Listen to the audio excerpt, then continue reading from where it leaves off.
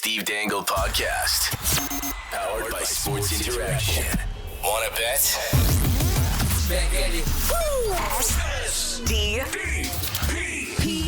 The Steve Dangle Podcast with your hosts, Steve Dangle, Adam Wilde, and Jesse Blake. You know, I woke up this morning with a show outline that we would be ready to go, but we've already had like 2 or 3 big headlines happen today. The Severson trade. Somebody else has backed out of the Ottawa Senators bidding process, which is going predictably unwell. And the most important news of the day is Adam got a haircut. Yeah. No. Yeah. Congratulations to Alanis. Yes. Congrats to my mom. One of the greatest runs in Canadian television history. That's right. The Marilyn Dennis show ended today. It ended today, officially. And we shot it all last week, but it was like, kind of... Oh, yeah. Well, I mean... It was live. Hey. They're not pretending to be live. The show is live. It was on today, and you were there. It's as live as this show is. That's how live it is. This show is super live. So? Do you look at this rested fuck over here? That's out here spoiling state secrets. Yeah, but he's just, look at him. What do you mean? You're glowing like a pregnant woman. Well, you got a haircut. What? You got a haircut. That's not offensive, but it sounds offensive. It sounds offensive. No, it's a but compliment. No, it's a compliment. Yeah, but it's just something that it has a tinge of offense, but it's not offensive at all. I get it. You get it. I get it, and I don't retract. But I don't retract. I fully understand. I don't retract. I don't retract. No, you got a beautiful haircut. Thank you. Look, that's the most clean shaven I've ever seen you. Thank you. Look at this jacket. I know. Look at this glowing man. Maddie was already chirping me for my McLaren F1 jacket that I'm wearing. She's like, "Oh, going racing today, huh?" Ooh. Yeah. If anybody out there gets a chance to watch the final Marilyn Dennis show, Adam Wilde is hosting it, the first segment, and from what I've seen, it's very good. Yeah, it was. You know what? It's really nice, and I think goodbye shows always have that tendency of being like a little heavy, and nobody wants that. So this was actually really fun and light, and I got the whole thing was that I got to come out in the first segment and interview her and kind of get it all set up, and then at the end we come back out, but there's some surprise guests in there as well. Like, Were you hard hitting? Oh yeah, imagine. You ask her about like politics. Yeah. So anyway, what do you think about Sleepy Joe these days? Listen, So the conservatives are doing a lot. listen. I know you've been Trump's on indicted TV. again. Thoughts? I know you've been on TV for many years, and I think what everyone wants to know is who did you vote for? Yeah, In every 100%. Each election, who'd you vote for? Every single one, dating all the way back. Yeah, so you know, it's really really nice, and I think it's going to be an interesting change for her because my mother, if you don't know, has done radio and television every single day for over 35 years. And so is in this same format. So she would go do the morning show and then an hour later be live on the air with the TV show, which they only in the last few years have they switched it to like a non-live format. Because they have the morning show for CTV going in there. So they don't have time to switch over the sets in time. The irony of Adam and I's friendship is the way my mom got into your mom's show was they were pregnant at the same time. That's funny. And she would talk about being pregnant, and my mom would be like, I am also pregnant. And I am almost exactly as pregnant. Wow. Because we're a month apart. We're a month apart. Isn't that wild? That's wild. And then, oh, yeah, you know what? I think they should own a business together later. Yeah. Your mom Our should have unborn children Your mom should- should have showed up in 89 when we were year old. See this one? This one's going to work with that one, just so you know. Look at the size of the heads. They won't be able to make mutual friends. That's right. Like Can't even fit them both through the door together. No, this is terrible. And then we should get them a really large friend. Really tall friend. No, hello. Hey, Jesse Blake, a question for you. Can you bring up what I have just texted to you? Sure. Somebody else who famously had a goodbye this week would be Steve Dangle, the guy sitting to my left. Yeah. And if you're watching this, you're right. And the reason that I bring this up is that, a lot of people said, "Hey, Steve, we will miss you." But Elliot Friedman did not. Elliot Friedman wrote, "All the best, Steve. Will we miss you?" And And he didn't even put the question mark. Elliot's not punctuation is for plebeians, right? Like, who cares? But did you ever get that question answered? Will they miss you? I know because that tweet is still up, by the way. I know He couldn't be bothered to correct it. I didn't have the heart to even like take the piss. Like I didn't even have the heart to be like, no, you won't. I should have just responded, no, you won't. It's so good. It's so perfect. It's perfect. You can't miss me. I'm never in the building. Exactly. There you go. So, well, here's my question. Yeah. A bunch of the stuff on the Hockey Night set is mine. It's not yours. Do I take it back? It's not yours. Yeah. What? Okay. You haven't. You've never told that story. I don't think. 2020. Let's say January of 2020. Yeah. You must have been in that building less than a handful of times. Half a dozen. I'm pretty close. Oh yeah. Wow. So, I'm like, so what Jesse off? said 5 and you said 6. Oh, Okay. wow. Big difference. That's wild. I think I'm kind of right. Well, so the way this happened was I populated the the ice surfing set, which was in the CBC studios, with a lot of my own memorabilia. Like there's my book, there's books I was gifted, there's a stick from the Columbus All-Star game, there's a clover. There's a PQ clover that you can see prominently featured over the shoulder, often of Friedman, sometimes Sam Constantino, whoever's sitting at the end seat, furthest to the right. It's a Pat Quinn clover that a friend gave me years ago, and I put in a Walmart frame, and I just had it in the background of ice surfing behind me. And then the world stopped because of COVID. Mm-hmm. And so someone just packed all that stuff up in a box when it became apparent no one was going in. And then they moved Sportsnet out of the CBC studios up to the Sportsnet studios. Mm-hmm. And for months, I tried to track down my stuff. Months. I was like, does anyone know where any of this is? Right. And the way I discovered it all still existed is one day I was watching TV. I'm like, that's my stuff.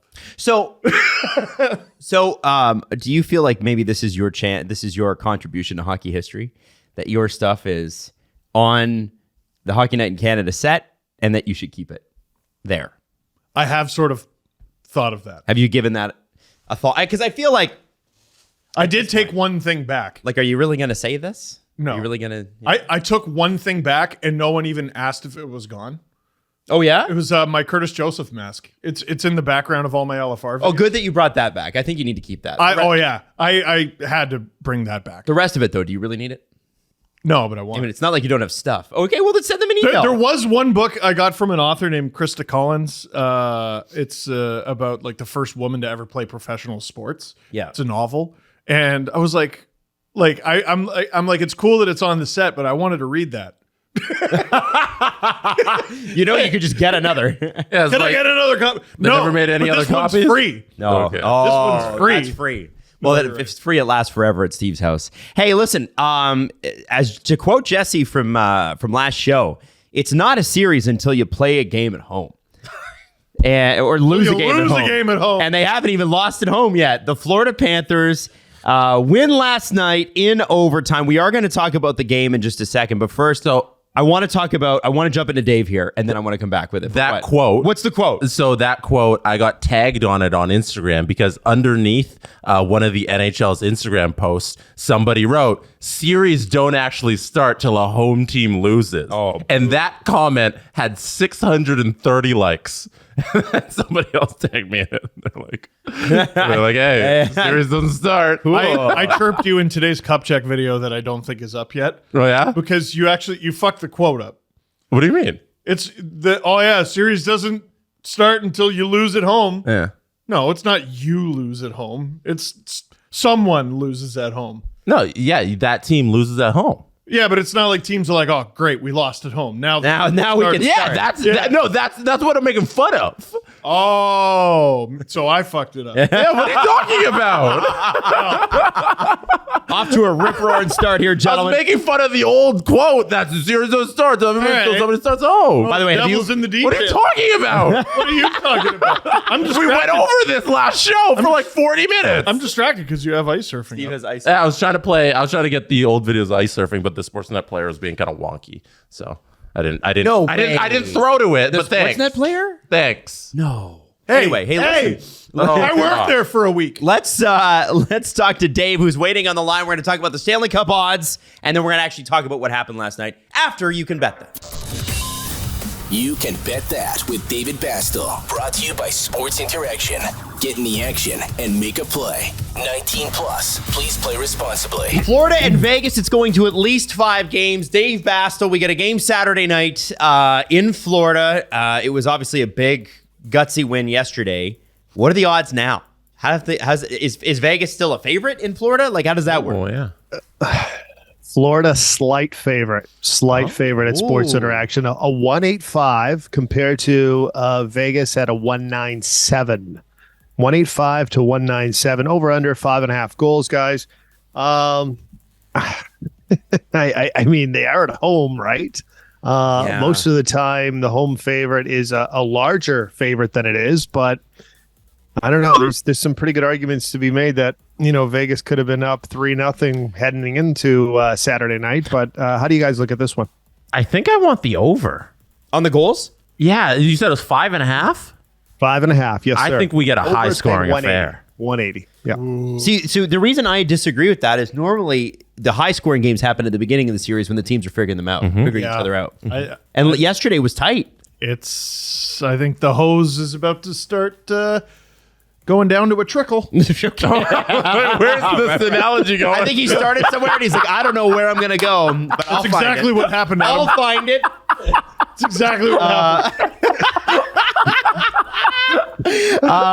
Dave, Yes, what the else hose might go from a definitely hose is, to a yes. trickle at Sports The Interaction? hose is trickling. I'm going to use that line. Don't. It's bad. I'll credit you, of course. Of Come course, on. yeah. definitely. Credit where it's Oh, yeah. due. I don't want to take. I don't want to take this one fair away enough. from you. Vegas, the ability to get Vegas's dogs is crazy. So $2 Steve is sprinkling on that. All right. Dave, what else we got here just for people to check out going into Saturday night's game? Saturday's game. You know what? Right now, Vegas to win the series is a 140. Florida, if you think Florida has this chance at tying this series and maybe winning this series, now's a good time to jump on it at 3.19. I'll be honest with you guys, not a lot of Florida bets coming in to win the series. Wow. You could also go series prices as far as how many games it's going to be in. Is it a 4-2 series win? Is it a 4-1 series win? Does it go to 7 games? So stuff like that. And of course, your goal total, shots on goal, assists, points, everything like that. All gearing up for a Saturday night game in Sunrise. Beautiful. And one last thing. How do you feel about Winnipeg Jets draft choice, Shane Doan fulfilling his destiny and joining the Toronto Maple Leafs? Is that, I was just talking to my wife about it. Last ever Winnipeg Jet 1.0 to retire. Wow. Yeah. He actually played as a Jet in his first year in the old Winnipeg Arena. And class act and perhaps the olive branch to a certain number 34, as you guys probably have talked about it ad nauseum earlier on in the podcast. No, we're talking about that coming up. And don't worry, it'll be ad nauseum. Yeah. Oh, yeah. It'll be annoying. It'll make should you be. ad nauseous. It should be. No, Shane Doan has the potential of being a future general manager in this league. So I think you got a really good addition to the front office, not just special advisor. A lot of times you sprinkle a title of, hey, he's a helper, he's a special advisor. He's like, he actually comes across, and he's worked with Team Canada as well, of a guy that will have a future executive position somewhere in the NHL, be it with the Leafs or maybe a different hockey team once he develops that kind of experience and so forth. So Can I ask one more Winnipeg question before we go? absolutely. Blue Bombers start the season tonight. Are they the Grey Cup favorites? Yeah. Yes, they are, Jess. Slight favorites at Sports Interaction. They are anticipating a Blue Bombers Hamilton Grey Cup. So is tonight's game a Grey Cup preview? It very well could be, right? So I'm sure Toronto's going to have something to say about it. The Alouettes, I'm not quite sure about the Red Blacks, but yes, the Bombers are slight favorites to. Well, I shouldn't say even slight favorites. They are Heavy. They are probably like a 65% favorite right now at Sports Interaction to win the Grey Cup, which we'll see how the season goes. You gotta keep everybody healthy, especially at quarterback, which has had injury problems before. But I'm glad the season is here, and let's play ball. All right, let's do it. Steve will be watching. I'm sure now the Matthews trade rumor hose will go down to a trickle. Stop it. It should. Like this segment. That's right. Started as a hose and ended as a trickle. Thank you, Dave. We'll see you on Monday, buddy. Awesome. Thanks, fellas. Hey, fellas. Yeah? You ever wished you were just a little bit taller? I'm sure Jesse has. I have never had that. Okay, desire. well, if you've ever seen Steve and I next to Jesse in a picture, you might think, boy, I bet those guys wish they were taller, and we do. Yes. Now, we got you covered with today's sponsor. It's Kanzuri. Kanzuri. Oh. Kanzuri. Oh. They make shoes. Do we know they're Italian? Kanzuri. Jesse, I think we can reliably assume. That's right. And hey, listen, let's be honest. That part of the world makes some great shoes. People travel specific. When your country is shaped like a shoe. Kanzuri is actually, they make shoes that make you 2.8 inches taller without anyone knowing. So let me show you my Kanzuri shoes. You're wearing those. Wear them right now. Now, I'm going to come in front of the desk, okay?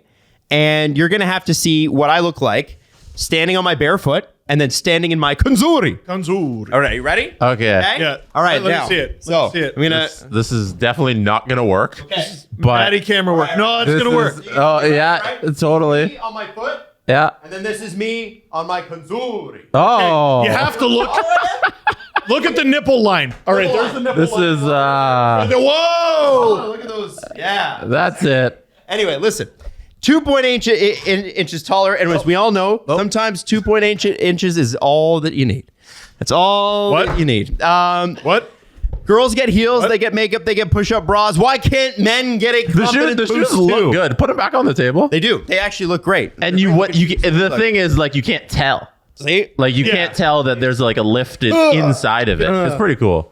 What? There you go. There. Now you got Okay, some more now you room. put it here. Yeah. Look at that. No, it's great. Looks like you should. That looks like a normal ass shoe right there, and you should definitely use these shoes. They're very, very cool, and we want to give you, for a limited time, our listeners are going to get 15% off with the order Dangle at Kanzuri.com. It's spelled Conzuri.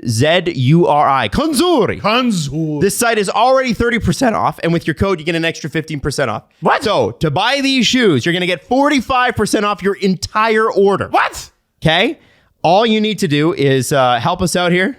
Support the show. Use the promo code DANGLE You're out of breath. at Conzuri.com. I'm not as flexible as I used I to mean, be. he did a lot of feats of strength. I was trying to do stuff. What's the Kanzuri. code? What's the code? I get it. Dangle. The hell out of it. Dangle. Thank you. Dangle. Dangle. Check it out, Conzuri.com. Let me just throw something at you. Before going into last night's game, I'm going to throw it at you, hit you right in the face. Panthers penalties per game. Okay. Oh, hit me. On the season, they took 3.5 penalties per game. That feels In low. round one, they took 3.9 penalties per game. It's about even higher. In round three, they took 3.5 penalties per game. right on average. In the finals, it got goofy. 12 penalties a game for the first two games, which prompted one of the best quotes from Paul Maurice that I think I've ever seen a Stanley Cup Finals coach come out with. And he said, I think we've made the series more physical than it needs to be. And I don't need Carter Verhaeghe laying 5 hits in a game. You know how many hits the Panthers had in game 3? 14. They bet. 14 to 18 from Vegas. There you go. And Florida won. That's what I'm saying. It's not about the hit. Now, I took you through season, round 1, round 3, and the finals going into last night's game. There was one specific round I left off. Do you guys want to hear it? More than I need to breathe. Round 2. Remember that during the season, The Panthers had 3.5 per game. Round 1, 3.9. Round 3, 3.5. And the finals going into last night, 12. The average amount of penalties taken in round 2 versus the Toronto Maple Leafs, 2.2 penalties per game. You ever just exhausted? You ever just Man, I sat back and I looked at that stat. I was like, this is fucking hilarious. Are you kidding me? You ever just unendingly miserable and exhausted? I know. And I know. drained. So here's the thing, though. I'm wondering if that this sounds so stupid, and I'm going to get quoted on this, and people are going to hate this. But let me ask you something: is part of the reason that the perception about the Leafs, other general managers fucking with them, like Harry Sateri going, the Leafs signing him out of Finland, 31-year-old goaltender, never played a game in the NHL, and Arizona, who's not going to make the playoffs for the next decades, you know what? We could use 2 games of literally Harry Sateri fucking up his professional hockey career for the lulz. Just for fun. And it was written, I think, in a Pierre LeBrun article that people just fuck with the Leafs for fun. In this particular case, I'm wondering if Dubas isn't there anymore, do the Leafs kind of just fade into the background now and they're not so pronounced? Is everyone going to claim every Penguin off waivers now? No, I wondered if, I think it was the Leafs and Dubas, because we sort of had this attitude of we're smarter than you. And that's why people love dunking on the Leafs. And I wonder if that sort of stuff, maybe that disappears into the background now because we don't have a GM who's been billed as that. That wasn't fair to Kyle. Kyle's never claimed that, but that's sort of what was put out there when he was hired. Truly the perfect storm. He is the GM of the Toronto Maple Leafs, and worst of all, under 50. Fuck that guy. Fuck that guy. Under 50? Oh, fuck you. Get out of here. Listen, if you're a non-Leaf fan and you're rolling your eyes, I get it. But Leaf fans, you get me. Now, let's talk about... It is fun. With the penalty stats, do you have Toronto's penalty stats? I actually don't. Oh, okay. Because I was just wondering if it's an instance where it was even on both sides, regardless. Well, it probably was, but why are you evening it out so low? Right. Especially given what Florida pulled in that series, man. Yeah. From the beginning of the Babcock era, even, I want to say the Leafs take very few and draw very few. And people just go, oh, well, they play a style that doesn't invite it. Really? With different personnel and different coaches and over the years? And it's a self-fulfilling prophecy. You just go into every game going, this is how we're going to call it because blah, blah, blah, it's a refereeing issue. And then you do. Yeah. Oh, they're not good. They're not good. So let's get into the Panthers game and Leafs. And really Harry Sateri. Matthew Tkachuk called this the gutsiest win he's ever been a part of. And it starts in the first. Vegas and Florida pretty even. They end the period sort of 1-1. But Vegas goes up in the second period, and this is sort of a big deal because it comes from a guy who Florida gave up for nothing, and is now tied. Finally, somebody is tied with Leon Draisaitl in playoff goals. It's Jonathan Marchessault, who has been a spectacular performer for the Vegas Golden Knights since the moment he put on a jersey. He's one of the originals, along with Riley Smith. He's one of the guys that has been there forever from the beginning. If they ever do a Legends Row, he'll be on it. Has to be, right? Yeah. So that goal, to me, I was like, oh no, that's a dagger goal given the history and the fact that it's him. He's so good. The pass from Eichel, 17th assist on the playoffs. Holy shit. How does that make it through? How do you even come away with, oh, this is a good idea? Even forget thinking you could pull it off. You're like, oh yeah, this is a high percentage pass I'm about to make. That should have been picked off and cleared 3 times over. Yep. And somehow he got it through, and Marchessault, Johnny on the spot. That's right. For Marchessault, it's 13 goals in 13 games. Oh my God. His run, he started off very cold to begin the postseason. He didn't score in the first round. He didn't score in the last 13 games. He has 13 goals, and I believe it's an 8-game point streak now in the playoffs, which is that's just bonkers. Vegas record, but all the Vegas records are being broken this postseason. Stupid. It's stupid. And 4 goals in the first 3 games of the Stanley Cup Final is tied for 3rd most ever in the first 3 games. Do you know who one of the players he's tied with? Or 2 of the players? They're both Penguins. They're both Penguins. Yeah, 2 Penguins have 4 goals in the first 3 games of the Stanley Cup Final. Kessel? No. Oh, that'd be funny. One's a free square. Okay. Lemieux. Yes. Okay. Wow. That should be the free square. So the other is not. The other is a fun bar trivia answer from one of the Long Penguins runs in the recent memory. Brian Rust. No. Last guess. Kunitz. Jake Gensel. Jake Had Gensel. 4 goals in the first 3 games of a Stanley Cup Final. Okay. Yeah. I'm amazed by like the penalty records that we were talking about. Like this series might break it, Right. or it's going to get up there. But the records for the Stanley Cup Final are so underwhelming, and it's so hard. Yeah. It's just so hard. Like these guys are so exhausted. It's the 2 best teams. So Marchessault, what is it? It's the 3rd most goals through 3 games For ever. 3 games, yeah. That's I think Mike Bossy leads with 6 and 3. Wow. Yeah. even That's Like, like that's not the it's not record? crazy, you know? That's the record. Yeah. You know what I mean? Like that's extremely good, but that's the record. We've I'm trying to seen- remember. I think it's Mike Bossy with 6, Gretzky with 5, and then Marchessault, Lemieux, and Gensel with 4. Gretzky with 5. Yeah. That's, Wow. It shows you how playoff hockey is played, and that these records don't blow you away. You know, Oh, It's always the first and second round where they rack up crazy points, especially these 80s guys that it was like, seed 1 versus seed 8. And the 8th seed would be like the Toronto Maple Leafs, who had a losing record, but there was 21 teams and you had to be horrendous not to make it. you know who leads defensive scoring in these playoffs? They lead by 5 points. No. Evan Bouchard Man, the Oilers are goofy. hasn't played in 2 rounds. Goofy. And then, so with 2 minutes and 13 seconds to go, the Florida Panthers are pressuring the Vegas Golden Knights, and they're starting to get within that 2-minute window of the end of the period where you got to lock it down. But it is the end of the third, and there is a lot at stake. And you could make the argument if Vegas holds on to this, that 2 more minutes, that series is done. It's just a formality. 100%. But Matthew Tkachuk, Mr. People Magazine, Mr. Hey, I went to school with Jason Tatum, even though we weren't we weren't like super tight, but everybody's making a big deal about everybody loves to bring it up. Hey, Jason Tatum. Tell us more about Jason. He's like, I don't know. We didn't. We just went to. We were high level athletes. We were at the same school. I went to high school with Adam Wilde. You don't impress me. Yeah.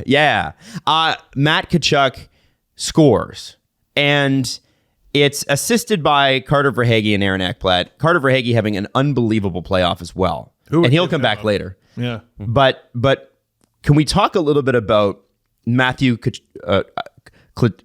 we use clutch? Can we put clutch in his Matthew last name? Clutchuck. Clutchuck? Yeah. Clutchuck. Clutchuck. Yeah. Yeah. Or to clutch? No, Clutchuck. Okay. Clutchuck. All right. Yeah. We landed on. Can we talk about it? He had a bad game. Like Matthew Tkachuk wasn't out there for a lot of moments of it because he wasn't. He was half injured and he also wasn't skating well. Yeah, he took a But pretty nasty hit. Yeah, and then he forced himself out there in all instances. There's a great sequence that the panel showed where early on. A player on the 4th line lost their stick, and Matthew Tkachuk hops out onto the over the boards. He's like, "I'm getting out there." Because the guy's coming to the bench to grab the stick, and he's like, "No, you're going to the bench, and I'm going to be on the ice." In those instances, Matthew Tkachuk is always forcing the play on himself. If you watch any power play, whenever the PP1 comes out, he sticks around for PP2, even though he probably should get the fresher body. He's going to take those extra 20 seconds, and that's why he's always in on these goals. He's always forcing himself into these situations, and each and every time he's around it and he's either going to score, he's going to assist on it. It's fantastic hockey. It's funny. It's funny that you say you didn't have that great of a game because there were 5 Golden Knights who were on the ice for all 3 Panthers goals.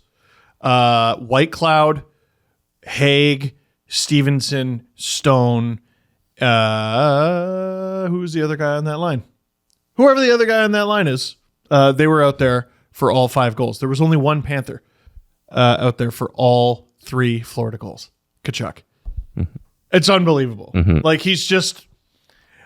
I know analytically it's difficult to quantify, but like he's been easily the most clutch player in these playoffs. Easily the most clutch non-goalie, I guess you can say.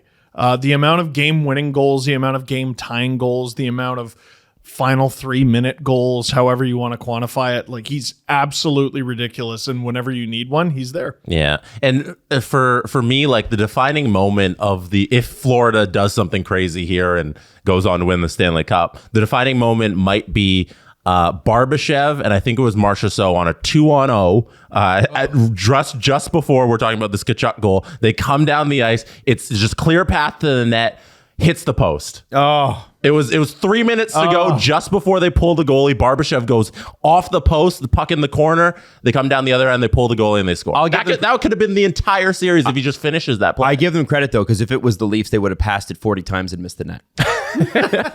Leafs do not like to hit the post. No, they would not have shot. They would not have shot. Not this year's team. Gus Forsling takes a penalty for tripping with 12 seconds to go.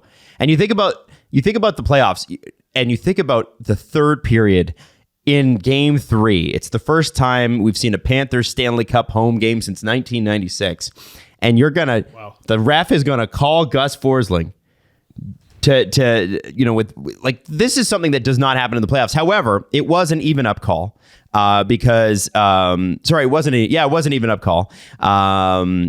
Florida and Vegas left in a tied game. Yeah, I don't know. Florida and Vegas finished with 6 penalties and 6 power plays and 5 power plays apiece. So no, that one was so tricky. Like I don't know where you guys landed on it, but it looked like he tripped over the foot. You know, and like I also look at it and I'm like, okay, you guys would never call this in another series. Why are you calling it now? Mm-hmm. I look at it versus I don't look at the actual play anymore. In the playoffs, I look at what's been the standard so far. Well, the standard in this game was we call everything. I know that cross-check call, the boarding call, the tripping call. Like, there's been so many little ticky-tack calls that they've just been calling. There's 11 power plays. That's crazy. The hockey we grew up with was so anachronistic that we would get upset when a penalty was called because so much stuff was let go when something was finally called. We're like, well, why is that where you drew the line? Mm-hmm. These days, it's how is that not a call? How is that not a call? So to see the online community seemingly fairly united in, that's a tough call. So might mean it's a tough call. Ron McLean, who's interesting to listen to when there's a ref debate, because he kind of comes at it from the ref perspective. So we get no insights into how they think unless it's through like an intermediary. So I look at Ron McLean in some instances as that guy. So his explanation for that is in these really tight situation, these really tight calls, is it a player who's injured or is there an imminent scoring chance? And on that play, there was an imminent scoring chance that was affected by the player's skate when he was trying to hop into the middle of the ice. So that's one where the ref's hands got to go up. It'd be so much easier if we just asked, is it tripping? So when I hear something like that, my mind goes to, why don't you just call the fucking rules all the time? Who cares about the context of the game and the storyline that's going on and the even ups and all that stuff? But this is how referees think. So we have to look at the game from that perspective, I guess, as well, until the NHL changes their ways. So that post that Jesse mentioned, the power play that we've just been talking about with, a minute 40 left on it to start the period. And Florida stops it. They kill it. Call it off. And biggest penalty kill in Florida Panthers history. Right afterwards, and this is the craziest part, is right afterwards. Who? Carter for goddamn Hagee. 7th goal of the playoffs. This guy is the ultimate late bloomer in the NHL. This is a guy that the Leafs traded him in 2017 along with 4 other guys for Michael Grabner and his butt goals. He was definitely a late bloomer, but he also had some bad luck. So during COVID, I remember being bored out of my mind, like the first wave of COVID, and there was the emergence of Anton Hudobin. Yes. And I was like, okay, I remember him being a solid goalie, though, throughout his career. But not like this. So I was like, what led to this being his first starting gig, basically? Right. And I looked throughout his career, and it's like, oh, well, he started here, so he was behind this goalie and this goalie. Mm-hmm. And then he got traded to this team. He was behind this goalie and this goalie. And da-da-da-da. So the Leafs had a really deep cupboard when they had Carter Verhaeghe, and they traded him because they had too many contracts. The deal was the Islanders get to dump cap in Michael Grabner. The Leafs get to dump contract slots. None of those other 4 players hit. Chris Gibson kinda. Verhaeghe ended up hitting, so that was the risk that they took. But when he was with the Islanders, that was an okay situation, but then he got traded to Tampa, which meant he was in Tampa's system, which meant he was buried, right? So he finally plays with Tampa like a quarter of a season, and he's good, but again, you're still buried. It's Tampa. So it wasn't until he went to Florida that, he bloomed, but that's because he got to play a shift. Yeah. Who did Tampa trade away to acquire Carter Verhaeghe? I know the answer. Yeah, I know you do. Who is it? Adam, this is one of your favorite names to say. Krista Skrzyszewski. Straight up, my favorite guy. You have Bronze medalist. to properly say his name, you have to stay down here. You're the only person on earth who does that. You have to talk like this. Krista Skrzyszewski. Oh, yeah. That's a very good Latvian accent. Thank you. Thank you very much. Well done. Yes. Right next to one of my former nations. Apparently my family's partially from Lithuania, which is right next to I don't think that makes it your former nation. Yes, it does.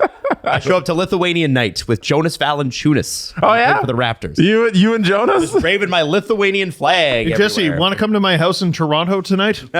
Toronto. It's in this eastern part of Toronto called Ajax. Ajax. It's actually called Ajax. Ajax. Yes. It's also Like not soccer. Toronto. What? It's not. But I was just told Lithuania is Latvia. I said it was next door. That's good. Next door. So you know what? It's going to be a very, very interesting Saturday night, and I'm excited for this. I'm glad we got the odds and stuff on the table from Dave. And I think, it's going to be one of those things where if Vegas wins, I still don't feel like this is going to be over. Had they won last night, I would have come on here and been like, Florida can't grab a win, but Panthers it's over. have already come back from 3-1 down, so Against a anything's great possible. team. They won a game. That's the key to Florida's success. Winning. Win Weird. one game. I think it should just give them the cup now. That puts them to 7-0 in overtimes this postseason. Truly, That's Calgary Flames fans are just walking into walls at this point. Oh yeah. Like how do you They got 7 in a row and we couldn't get 1 in 17. all right? There was a Panthers and Verhaeghe stat. Here it is from NHL PR. Carter Verhaeghe is the only player in NHL history to score multiple OT goals in consecutive postseasons, and one of 3 to have 2 in multiple playoff years at any point in his career, following Joe Sakic. Wow. With 2 in 96 and 2004, and Esa Tikkanen, 2 in 91 and 97. Cool. This dude was traded twice and then allowed to walk to not just a divisional, but state rival. The Lightning, who are renowned for their player evaluation, their talent evaluation, were just like, and let him walk to the Panthers. I don't think even Carter Verhaeghe thought he would have 42 goals. No, I know. I do. If you ask Carter Verhaeghe on opening night if he would have 40 goals this year, I'm sure he'd be positive about it, but he wouldn't be confident. No. That's unreal. It's No, not. it was Dude's 27. when he was picked in the 3rd round by the Leafs, it was a guarantee. So there's always stories about this player was traded and one member of the organization was just like, God damn it, we can't do that. I want to know if there's someone within the Leafs organization, current or past, who is like, I did my best to tell Lou Lamoriello not to trade Carter Verhaeghe, and he did it anyway. There's people in the Florida organization who were like, we cannot lose Jonathan Marchessault. Right? Yeah. Who was there a guy advocating for Carter Verhaeghe? So it's a little different because Carter Verhaeghe, let's remember, never played a game for the Toronto Maple Leafs. Or Islanders? The man was a child when he was traded. The child. Who knew what he was going to be at Nobody 27? Me, when I wrote for theleafsnation.com. The one we really should be ragging on is Tampa. Yes. Yeah, because they sort of knew. Also, he had more than a point a game with the Syracuse Crunch. And that's difficult to do in the AHL. That's what I'm saying. He was buried, I forgot- but he stood out in that system. I forgot that the Syracuse Crunch aren't the Toronto Marlies. That's crazy. He played 2 games ever for the Marlies. Like, Ever. Like, Really? Yeah, Yeah. 2 games ever, and he got an assist, but that's it. He was in the OHL. He's playing for He was half a Niagara. point a game player. He also played for the Bridgeport Sound Tigers. 29 points in 45 games. Pretty good.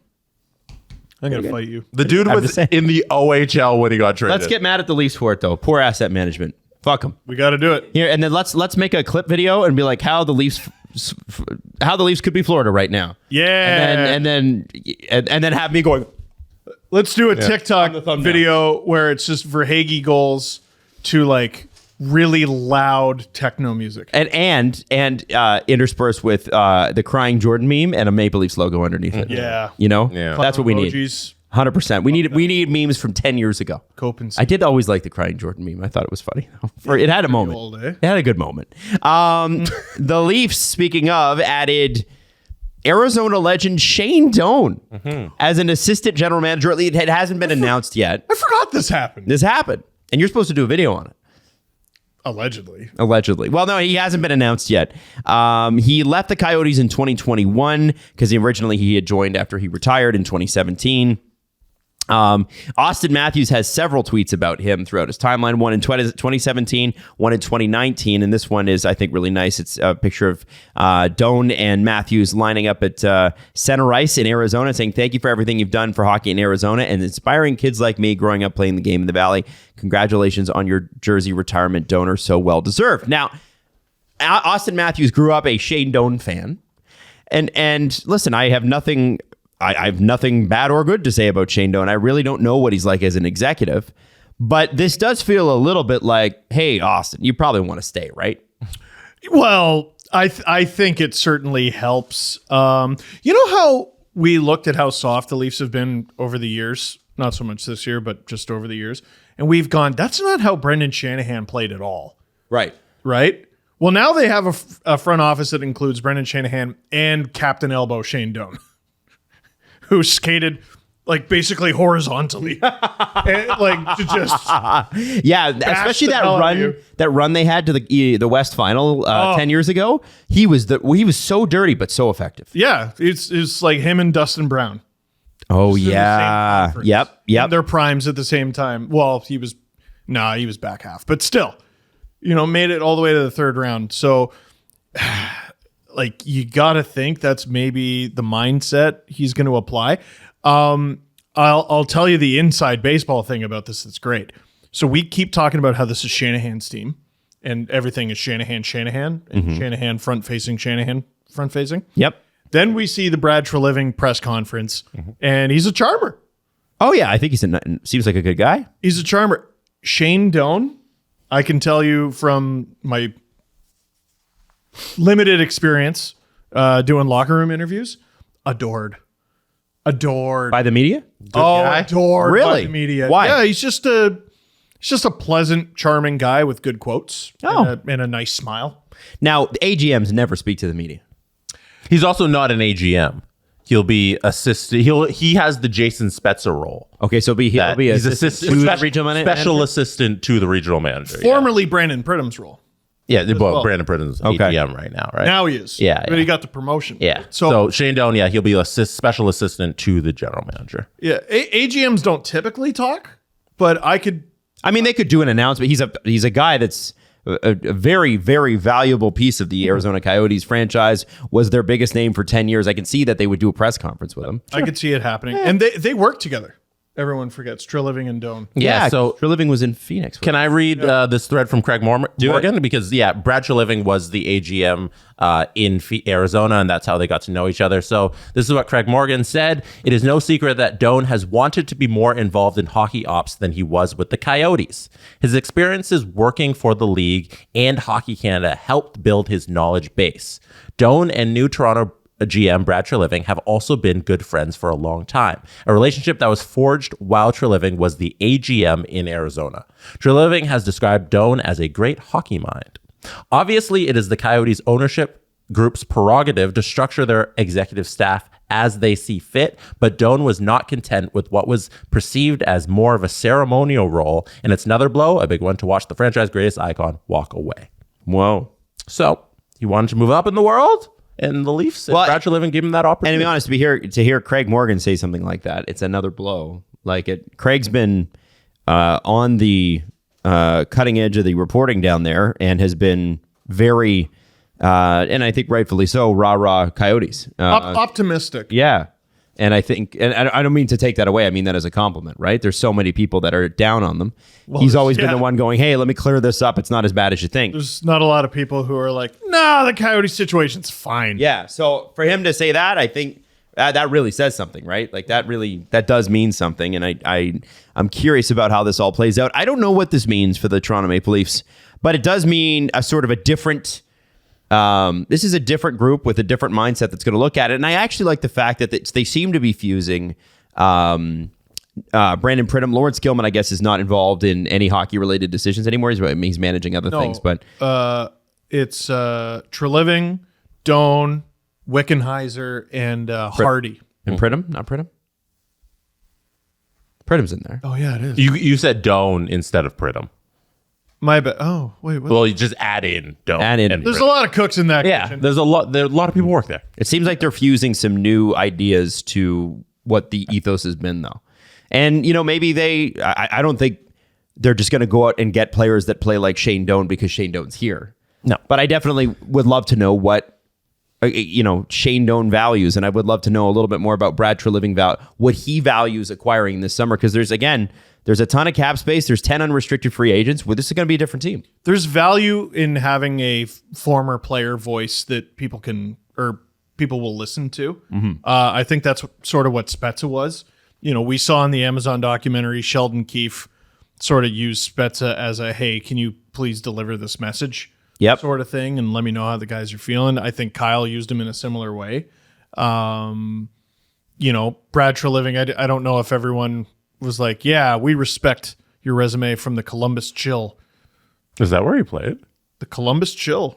Oh, wow. What level? Oh, ECHL. Yeah. Okay. He played a cup of coffee in the AHL, but mostly ECHL. No NHL games? No NHL games. Wow. Well, I didn't even know he played professional at all. Yeah, me neither. Prior to that. So I don't know.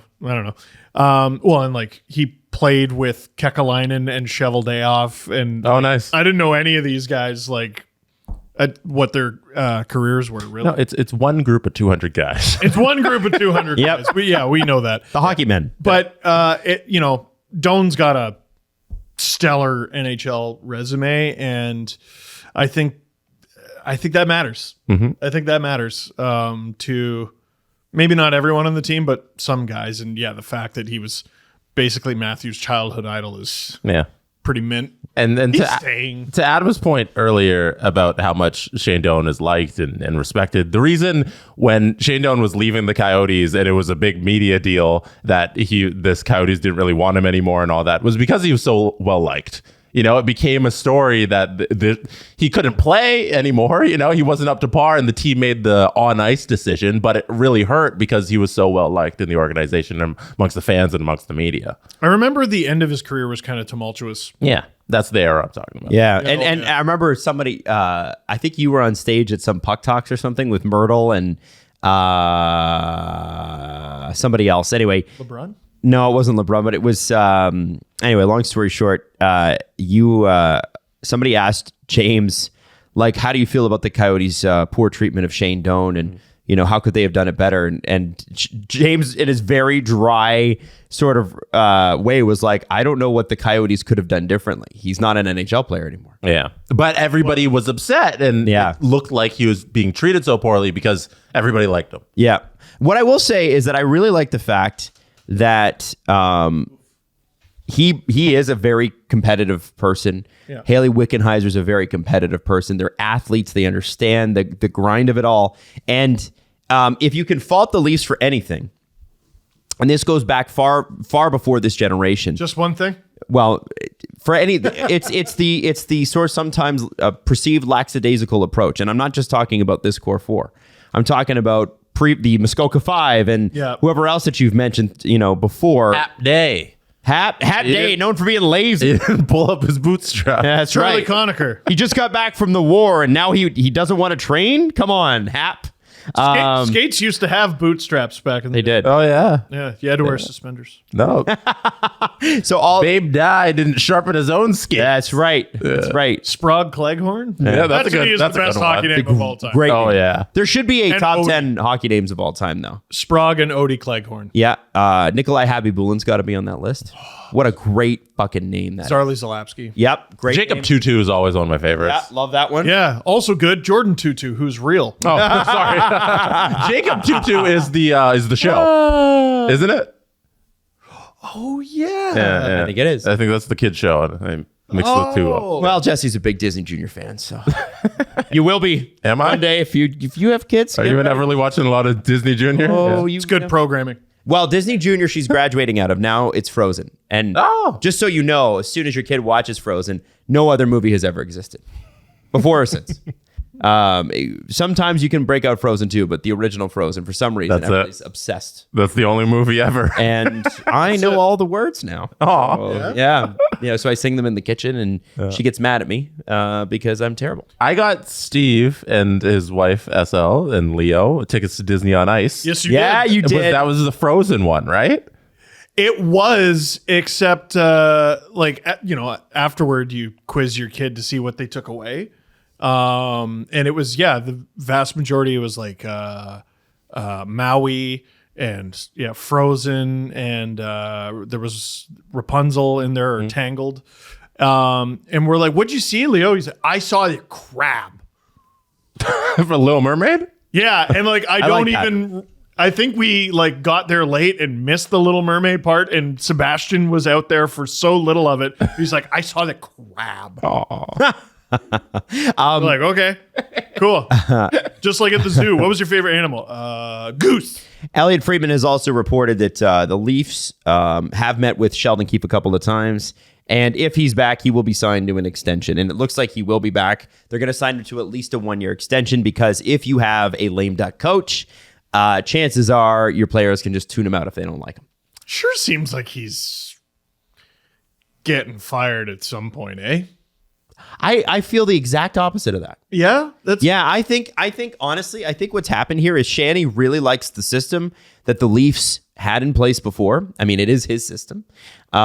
He likes the fact that Sheldon Keefe is the winningest head coach in Leafs history by winning percentage. Does he like running it back with the same core and coach and expecting a different result? Yes, he does. Cool. And I think that's what they're going to do. So I do think Sheldon Keefe will be back, and I think that they'll sign him to at least a year extension, and then perhaps more next year if he has some success. We'll see. We certainly will see.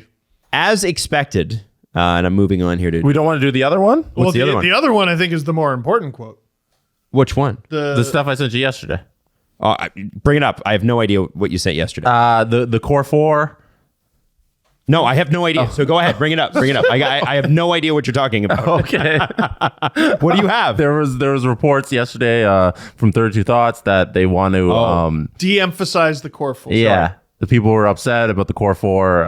There's so much attention on them, so they want to go into next But year. they're not. The only way to de-emphasize them is for them not to exist in their current iteration. Yeah. That's all we're going to talk about. Yeah.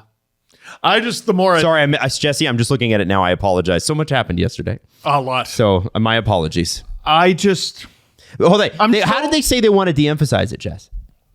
I can play a little of it Yeah, if you let's play want. it. The reports. This is courtesy of Sportsnet. 32 time. Thoughts. Well, the one thing I wanted to mention about this was I had a very interesting phone call with someone about all this stuff about, who's signing for what and everything. And they said to me that they believe that one of the things that came out of this season was that the Toronto wanted to de-emphasize the core four. What does that mean? Well, that's a great question, Jeff, and I'm going to answer it for you. I'm sorry I interrupted. Not that the organization feels anything negative towards those players, but I think there was a feeling amongst just the entire group, like other players on the team, some of the coaching staff, the front office and the organization, that there's too much about them. Too much about the core four, and then I don't know, what do you call them, the other 19? They felt it interfered in the growth of the team. And one of the things I heard that was talked about was, if you take a look at like the third and fourth line over the last few years, there's been a lot of turnover. And what someone indicated to me was, the feeling was that they haven't done a good enough job as a group, like everybody, creating an identity for other players on the roster. Yeah, but no, those are the only players that matter. And that's the problem. No, they're not. They're the That's difference the problem. maker. That's the problem. Who have failed to make a difference. Yes, but so then if you want to de-emphasize it, the only way to do that, because fans aren't stupid, they'll look at Cap Friendly. They know who the results are expected from. How do you expect David Kampf or Alex Kerfoot, who did play in the top six, or Nicholas Robertson, if he cracks in, how do you expect any of those guys, Matthew Nyes, who we expect to be a full NHLer next year, who else played on in the bottom six, Noel Achari, if he's back, how do you expect them to eclipse the money and the stardom of the four guys that you're paying the most money to? I don't see how you de-emphasize that. If the Leafs are like, okay, well, we're just not going to include all of them on the same poster that we post outside of Scotiabank, fine, go ahead and do that. But do you think that fans are going to stop buying their jerseys or stop referring to them as that? Because the media and the fans are not. No, I don't think you're appreciating how bad of a quote that is. That is. Listen, there are camps within this team and within the core four. They listen to everything, and that quote's going to go over like a wet fart. Okay, so tell me why. Because it's going to make them sound coddled. It's going to make them sound entitled. Listen, you don't have to tell me, but it's going to make them sound that way, and I think it just puts even more pressure on them. Like, listen. Beyond the cap-friendly conversation we were saying, these guys hate seeing their friends leave. And not just their friends who are good at hockey. Zach Hyman. Morgan Rielly in Vegas, Henderson, at the beginning of the season, we were talking about the most underrated players in the league. Everyone said Barkov. A couple guys said Deneau. Morgan Rielly was brilliant because he comes in and he's like, well, I'm sure everyone said Barkov. And I go, you're right. And he goes, so I'm going to go Zach Hyman. And I'm just like, well, damn, Morgan Rielly. And then Zach Hyman goes off for the best year of his entire career. Ilya Mikheyev is another one of those guys. Michael Bunting has been an extremely useful player for the Leafs on a ridiculously valued contract. And guess what? He's gone. And you're going to have to get a new one. Every year, you got to do this again and again and again. Yes. And how do you establish an identity when every year you're having to work in new guys? Well, then you're going to have to change the way you structure your cap. No fucking shit. Or you do it for another year. Why aren't we? I don't understand why we're not screaming this from the rooftops. That one of them has to go. I'm super not looking forward to it. I'm not like okay. We know it's not going to be Matthews. It can't be Tavares. So it's Nylander and or Marner. That's the beginning, middle, and end of this conversation. Unless you're content with simply trying it again. The same thing that hasn't worked for 7 years. Unless you're content with simply trying it again, that's what you have to do. That's it. It's not a particularly complicated conversation. So then from what I get from that quote, though, if I'm not mistaken, I don't hear anything in that quote that leads me to believe that the Leafs are going to move on from this. And we also know from CJ on the CJ show, that was, by the way, nicely quoted by a whole bunch of outlets and then didn't credit the CJ show. Oh, he just said it walking down the sidewalk? Yeah, he just said it. He just was like walking around, guys, and then a whole bunch of major media outlets just happened to be there. But CJ, Adam. CJ said on the show that Shanny called all four of the guys and left them all with the impression that they're staying. So let me ask you guys this. How do you de-emphasize the core four if you're the Toronto Maple Leafs while keeping them? Because I think that's what's going to happen here, or they're going to try. Because here's what I think is going to happen with the Leafs. They're keeping these guys together. They're going to sign the Matthews extension in the fall. They're going to get Willie under contract, and then the cap's going up $5 million next year, and that's what they're relying on. That's what I think is going to happen. There's a moment in Red Dead Redemption 2 where Hosea looks at his good friend Dutch Vanderlyn and says, "You'll damn us all." And he was right. I just can't help but feel like sticking to this plan, you'll damn us all. Jesse, how do you feel about it? Yeah, I think things change when you get new information. And I think Brad Treliving isn't beholden to what Shanahan might have said a couple weeks ago or the conversations that he had with Marner, Nylander, Tavares, and Matthews. You know, like things. If Brad Treliving comes in and he looks at the situation and he says, "Hey, the best way to move forward is get rid of one of these pieces," I can entirely see it happening. And I don't see how you run it back with the same pieces and you expect a different result. So I'm interested to see the conclusion that Treliving draws from this as he grows in the organization. It's like, okay, he evaluates the talent, he evaluates the salary cap situation. If he says the best way to move forward is to stick with this four core, and then we try the same thing about we move pieces around, but I'm going to get the different pieces on the chessboard. You know, he might try that, but he might also look at it now that he's in, and he might say, hey, the best way to move forward is to de-emphasize the core four and move one out. And then we have more room to work. We have less emphasis on these just four guys, and we can build a better team that way. So I think it's entirely up in the air how they move forward here. It's a moving target. It's not, hey, Shanahan made a decision a couple weeks ago to bring them all back and that's it. No, we're all evaluating here. We'll see what comes up, and everything's kind of on the table from here on out. I am excited to sit down and just dedicate some time to, basically making like an investigation corkboard, trying to figure out who these guys like. Listen, hockey is very predictable, at least in terms of off the ice. Shane Doan is going to have someone from the Coyotes organization he covets and wants to bring over. Brad Treliving is going to have someone from the Flames who he covets and wants to bring over. And if they bring in another assistant coach, they're going to have someone who they covet as well, I'm sure. Shane Doan, by the way, was officially announced a couple minutes ago as the special advisor to the general manager. No press conference, but a press release. He has joined the Toronto Maple Leafs front office. There you go. Special advisor is what his title will be. Who is coming over? It's all very interesting stuff, man. Adam, I don't know what they're going to do. Adam, it sounds like you're leaning on run it back. They are running it back. They're running it back. Do you think it's a good idea? No. Does anyone? No.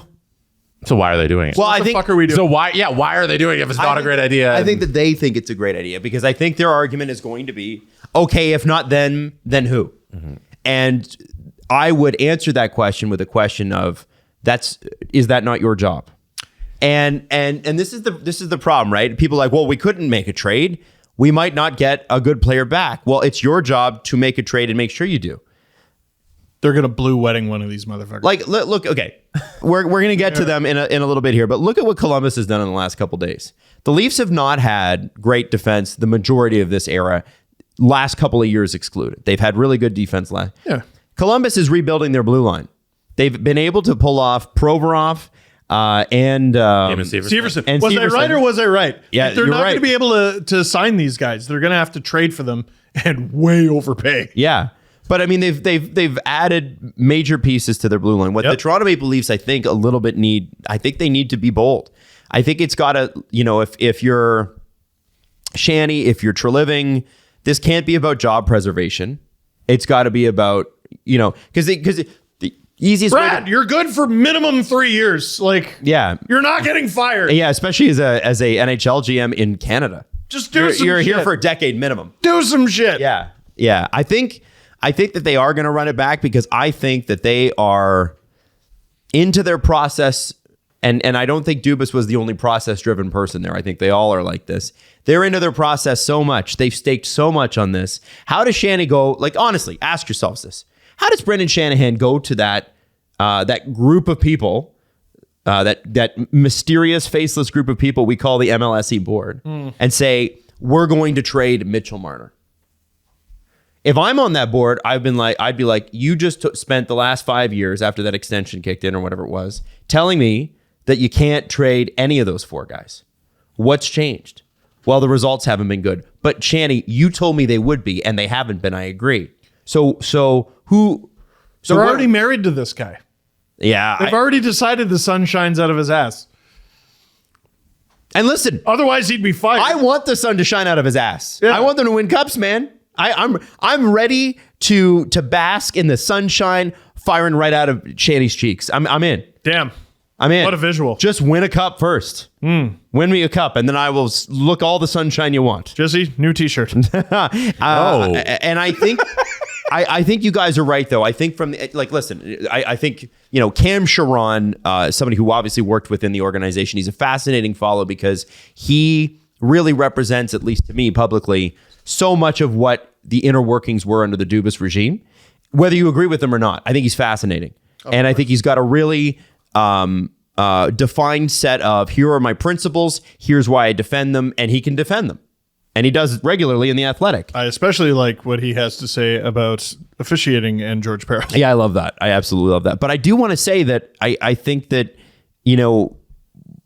there has to be a deviation here eventually. You can't rely on, okay, if the salary cap does go up $4 or $5 million next season, that means you've gone through another season with this core.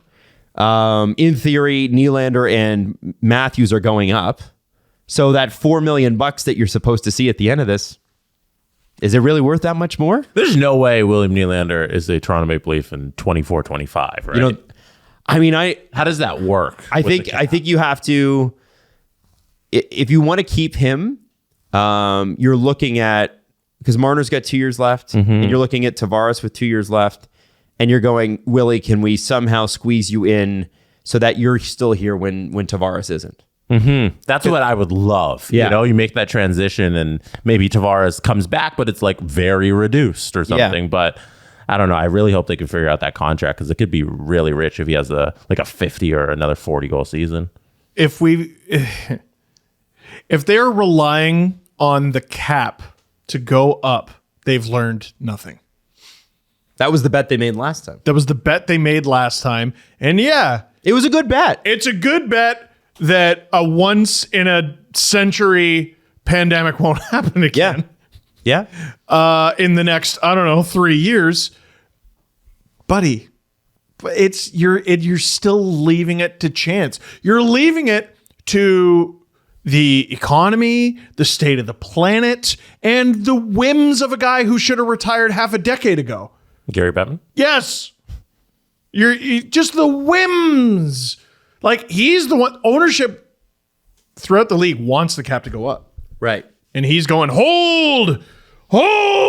And they just extended the dude. He's less than a year into his 5-year extension. It ain't going up. Not by as much as people keep saying. So I'll believe it when I see it.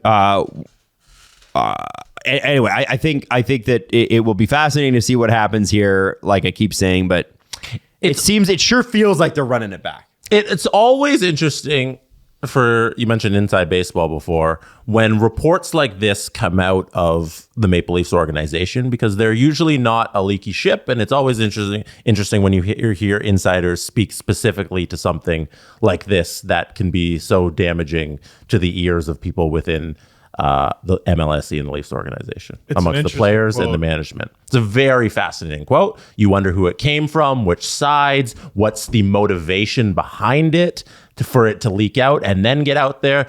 These things aren't small, and I think there's a lot to look into and to see how it plays out. Sure sounds like the players. It's coming from the players. I mean, You think so? I think so too. You think that came from a player? Oh, yeah. I think it came from multiple. Yeah. Really? That's what it sounds like to me. I don't Yeah, I didn't hear that. I thought it would be management that would say something like that. Maybe, but I don't think I'm blowing up Elliott's spot by saying that. Like, it's Well, you're allowed to have an opinion on where. It's not like, here, Stephen, we miss you, and also here are my sources. It reads like it came from the players. That quote comes on the heels of Ryan O'Reilly on Overdrive doing an interview with them, talking about how he thinks the players could have done more in round number 2 versus Florida.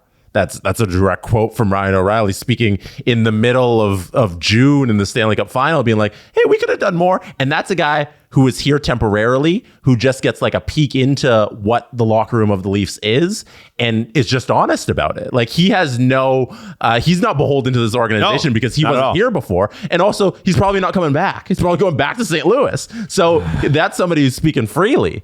These quotes are very interesting. I just Bluetooth something to you. You reminded me as maybe a distraction from this conversation that we need to wrap. I was at hockey the other day and you weren't. Jerk. Yeah, I don't play summer hockey. Yeah, well, I do poorly against people who are much better than me. There's one of the instructors repairs sticks for a living. So put that up on the screen right there. It's broken, but that is Ryan O'Reilly's game used stick from Game 6 against Tampa. Oh, wow. This year. Cool. Nice. So first of all, I keep talking about his freak show of a stick. There it is in the flesh. I got to hold it with that weird curve at the end. But I believe what's going to happen there is he's going to put the blade back on, repair it, and then I think it goes to auction. Nice. But he played with it. He played with it. That's pretty sweet. Ryan O'Reilly played with that.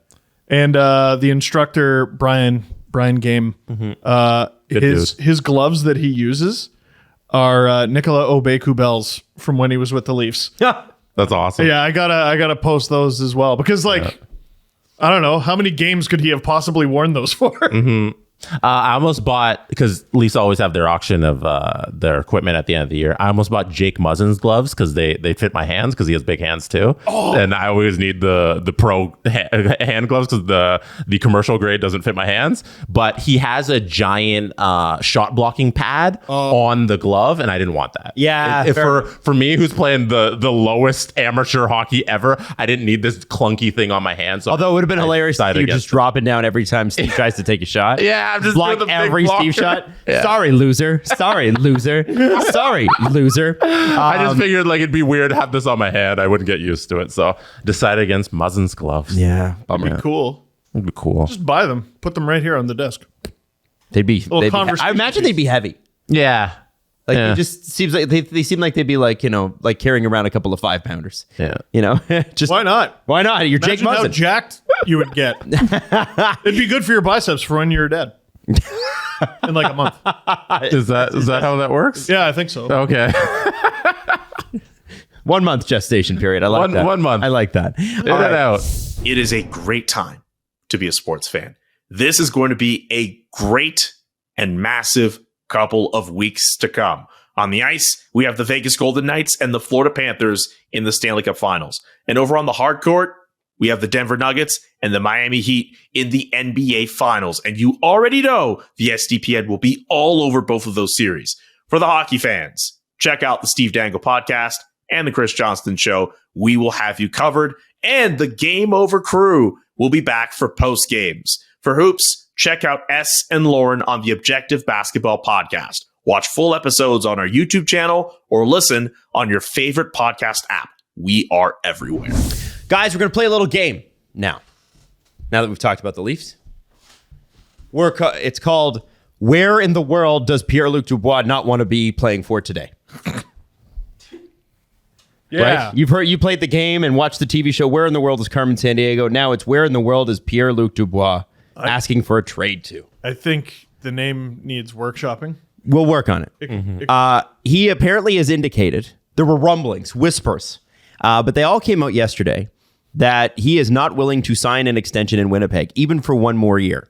According to Pierre LeBrun, if the Jets provide permission to Pat Brisson to help broker a deal, there could be a deal to be worked out where the Winnipeg Jets are going to get a lot back. Right. But if Dubois says, listen, I'm only open to signing a long-term deal with the Montreal Canadiens, so any team that trades for him is getting him for 1 year RFA, then it kind of severely limits them. No, they're boned. You think they're boned? They're boned. You think, okay, so you think Montreal is his only, because here's the thing. If I'm Kevin Cheveldayoff and he says to me, well, Montreal is the only place I'm going to go, then I will simply trade him somewhere else and let them figure it out. That's not kind of the stance that's out there right now. Right now, they're saying there's several other destinations that he'd be willing to sign with. LA, Boston, and New York? Yeah, New York, Minnesota was also thrown out there. But not necessarily long term. And potentially Detroit, too. Minnesota's hilarious. Like, Montreal's one thing, but, like, Minnesota is, I don't know, probably up there with their most hated rival. Like, it's the cross-border thing and everything, a little Toronto Buffalo. And CJ was saying that it's not that this needs to happen right now. They still own his rights as an RFA. They can bring him back this season and make this trade throughout the year. I cannot decide how I feel about this. I What do you cannot. Well, on one hand, this is the second team he's screwed. Screwed. He screwed them. Screwed the Blue Jackets. He's screwing the Jets. He screwed the Blue Jackets by not playing. Yep. He did not play. He didn't. He didn't play at the standard of a professional hockey player. No, he didn't. Certainly not an NHL player. No. That's how he got traded. He babied his way out. And now here he is in Winnipeg saying, I'm just not going to re-sign there. Now, the other side of the coin is it's his life. Oh, yeah. And he can play wherever he wants. He can live wherever he wants. But the problem is NHL players earlier in their career have so little agency. Like they have so little power to determine where they go. Unless you're a college free agent or a college draftee, which he is not, there's not a lot you can do to force the hand of the team that you're on. So shouldn't I be cheering him on? Yes, King, that, he's controlling his own destiny in a way. I don't know. It kind of feels like I feel bad for Blue Jackets fans. And especially worse for Jets fans. Especially the way that he ended his career with the Blue Jackets, which was like objectively not trying. At least the Blue Jackets got something for him. Yeah, they did. Yeah. The Jets aren't going to get shit. I don't think they're going to get much in the way of, like, I don't know, picks. Like a middling prospect, maybe. They're not going to get Laine and Roslovic. No. Right? No. He's also not doing anything that's against the rules. No. Like he's not going to sit out the season if he's still on the Jets and all that. He's an RFA at the end of this, and then his expiry when he's a UFA, he's not going to sign back with the team, and he let them know. And there's nothing against the rules. Nope. He's just made his intentions very clear. So it's a conflicting kind of situation because, you can look at it and be like, oh, you don't want to sign there and screw you. But he's also not doing anything wrong. So you can't really criticize him for not doing something wrong. If you're a Jets fan, I'd hate him too. Yeah, I'd be upset. Yeah. I'd hate him too. Yeah. I'd be like, wow, you're making my hockey team worse. I don't like that. Like, legit. That's what he's doing, though. Yeah. Like, he's a good player. And they're not going to get much for him. That's making the team that I cheer for worse. That sucks. But he's wielding his power in the only way that he knows how. Wield your power, King. So do you high five player empowerment? I mean, kinda. But also, like, fuck. This is the second team he's done that to. Mm-hmm. But, you look at the Blue Jackets situation, and again, like, yeah, dude, I just don't want to play here anymore, so trade me. Okay, you won't trade me, so I'm just going to dog it. Can't do that. I didn't like that. I didn't like it, but... Be honest, let's be honest, though. Yarmo, who is notoriously brutal with his RFAs, had a part to play in the poisoning of that relationship. Probably. And because there was no other way to look at it. Torts, lots of fun. Lots of fun to play for. People love torts, especially when the teams are bad. I think that there's a part of that, but I also feel like, listen, you got an agreement. You have signed an agreement, and the agreement is that by being an NHL player, you have so many years until you can be an unrestricted free agent. And you could try to force your trade to Montreal now, or whatever it is that you want to do. But if I'm Pierre-Luc Dubois, I know he tried to walk some of this back on Twitch just after the draft last year, because he was at the draft in Montreal last year, showed up with his agent. The expectation was the deal to Montreal was done, and it got close. It did get close. He thought he was going to be dealt draft night. Man. And then he said on Twitch, no, I didn't. We know that he did. Well, then why were you there? Yeah. And I don't want to hear the nonsense about he didn't say it. It was his agent. His agent is speaking on behalf of Who pays him? Who pays the agent? Like the agent is saying the things that Pierre isn't saying so that he doesn't get in trouble. Listen, and like I hate- don't you hold have it an against, Agents work. I have don't an hold it agent. against the agent. Like when the Fleury sword thing happened, I hammered Alan and Marc-Andre Fleury, basically saying, "Well, like Alan, that's you're his client, right? Or Marc-Andre, you're his client."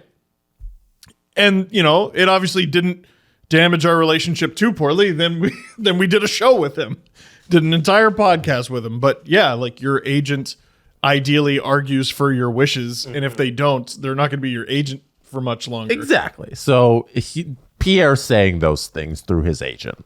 Let's not get it twisted. Yeah. Yeah. And listen, I understand if Columbus wasn't your vibe or if Winnipeg isn't your vibe, although it sure seems like a lot of places are not your vibe.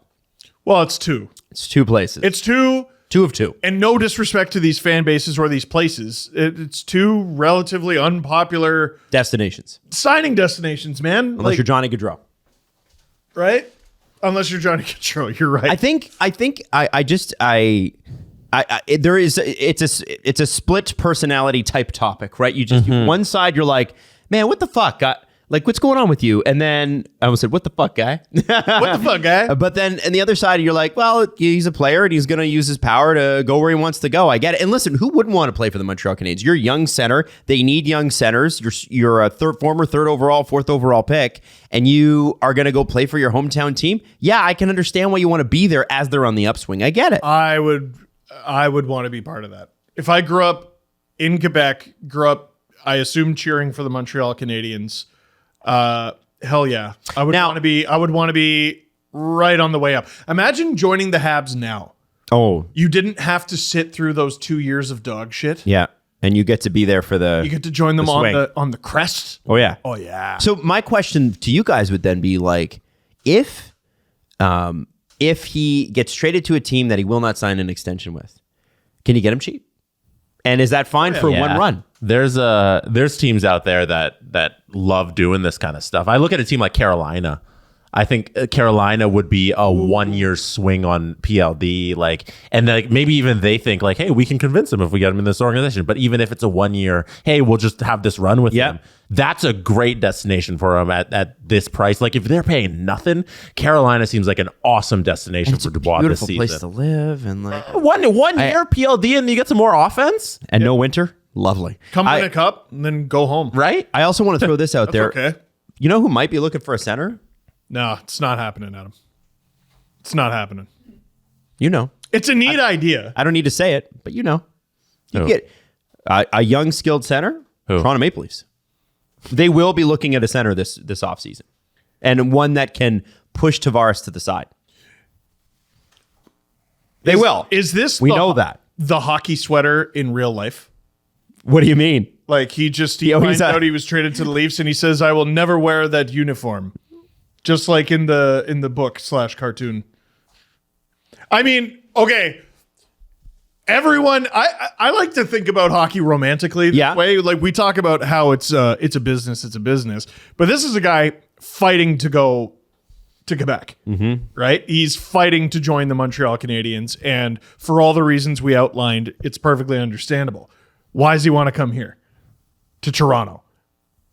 If your aspiration is to play for the Montreal Canadiens, it's what you're fighting for. You're willing to change homes several times over to get it accomplished. Why are you coming to Toronto? PLD has no say over where the Winnipeg Jets trade him to. That is true. But Why is he coming to Toronto? Because Kevin Cheveldayoff made a trade with them. the red flag in PLD is if we, as evidenced by what we've seen, if he doesn't want to be on your team, he just won't play. He'll play, he just won't try. And like the Jets, I mean, on one hand, they got a player who did pretty decently for them for a time. But on the other hand, they gave up 2 really good players for a dude who they knew may not re-sign. And now they're not going to get much for him. Dubois had 27 goals and 36 assists last season in 73 games. He's a good player. The year before with the Jets, he had 28 goals and 32 assists for 60 points in 81 games. That is a perfect second line center. And that's honestly, if you can get him cheap and you're like, God, we just need him for a year. And he's a son of a bitch in the playoffs. Yeah. Yeah, he showed up. Yeah. Showed up in their brief stint in the playoffs. Well, I mean, the Jets didn't do so good, but like he hammered the Leafs. I remember from the bubble 2 alienated teams ago. He's a fascinating guy. Fascinating guy. I don't think NHL owners are excited for a player to control their destiny this much and then go somewhere and have success. Like imagine he goes to Montreal and they do great and maybe even win. And now every RFA, every player under 25 is going to be like, oh, I'll just force my way out. Well, I mean, maybe they should a little bit more. Some of them should. Some of them should fight for more. I'm ready for players to make as close to market value as they can. Maybe the RFA rules are kind of ridiculous. They are. Maybe you shouldn't wait till you're 25, 26 to become a free agent. Maybe that's a little much, NHL. Bunting was a, what is it? Something 6, a category 6 free agent, which is just, I want to say he was a RFA who wasn't qualified or something like that, or he played a certain amount of games. Like Samsonov. Group 6, sorry. Term you're looking for. Samsonov is, I believe, 25. You want me to read He's Group a restricted free agent. Yeah, sorry. Group 6, UFA, this is from Cap Friendly, the greatest website on planet Earth. A player whose contract is expiring and meets all of the following conditions will become a UFA. The player is 25 years old or older. The player has completed 3 or more professional seasons. The player has played less than 80 NHL games or 28 NHL games of 30 minutes or greater for a goaltender. Pending Group 6 free agent is... Agent Provocateur guest Boko Imama. Oh. Yeah, I don't know. I saw that on Twitter. There you go. Nice. So there's that. And then there's another player along the same lines as Pierre-Luc Dubois, Alex DeBrincat. We've mentioned him a couple of times. He is not likely to sign an extension in Ottawa. And this goes into some other news that dropped today.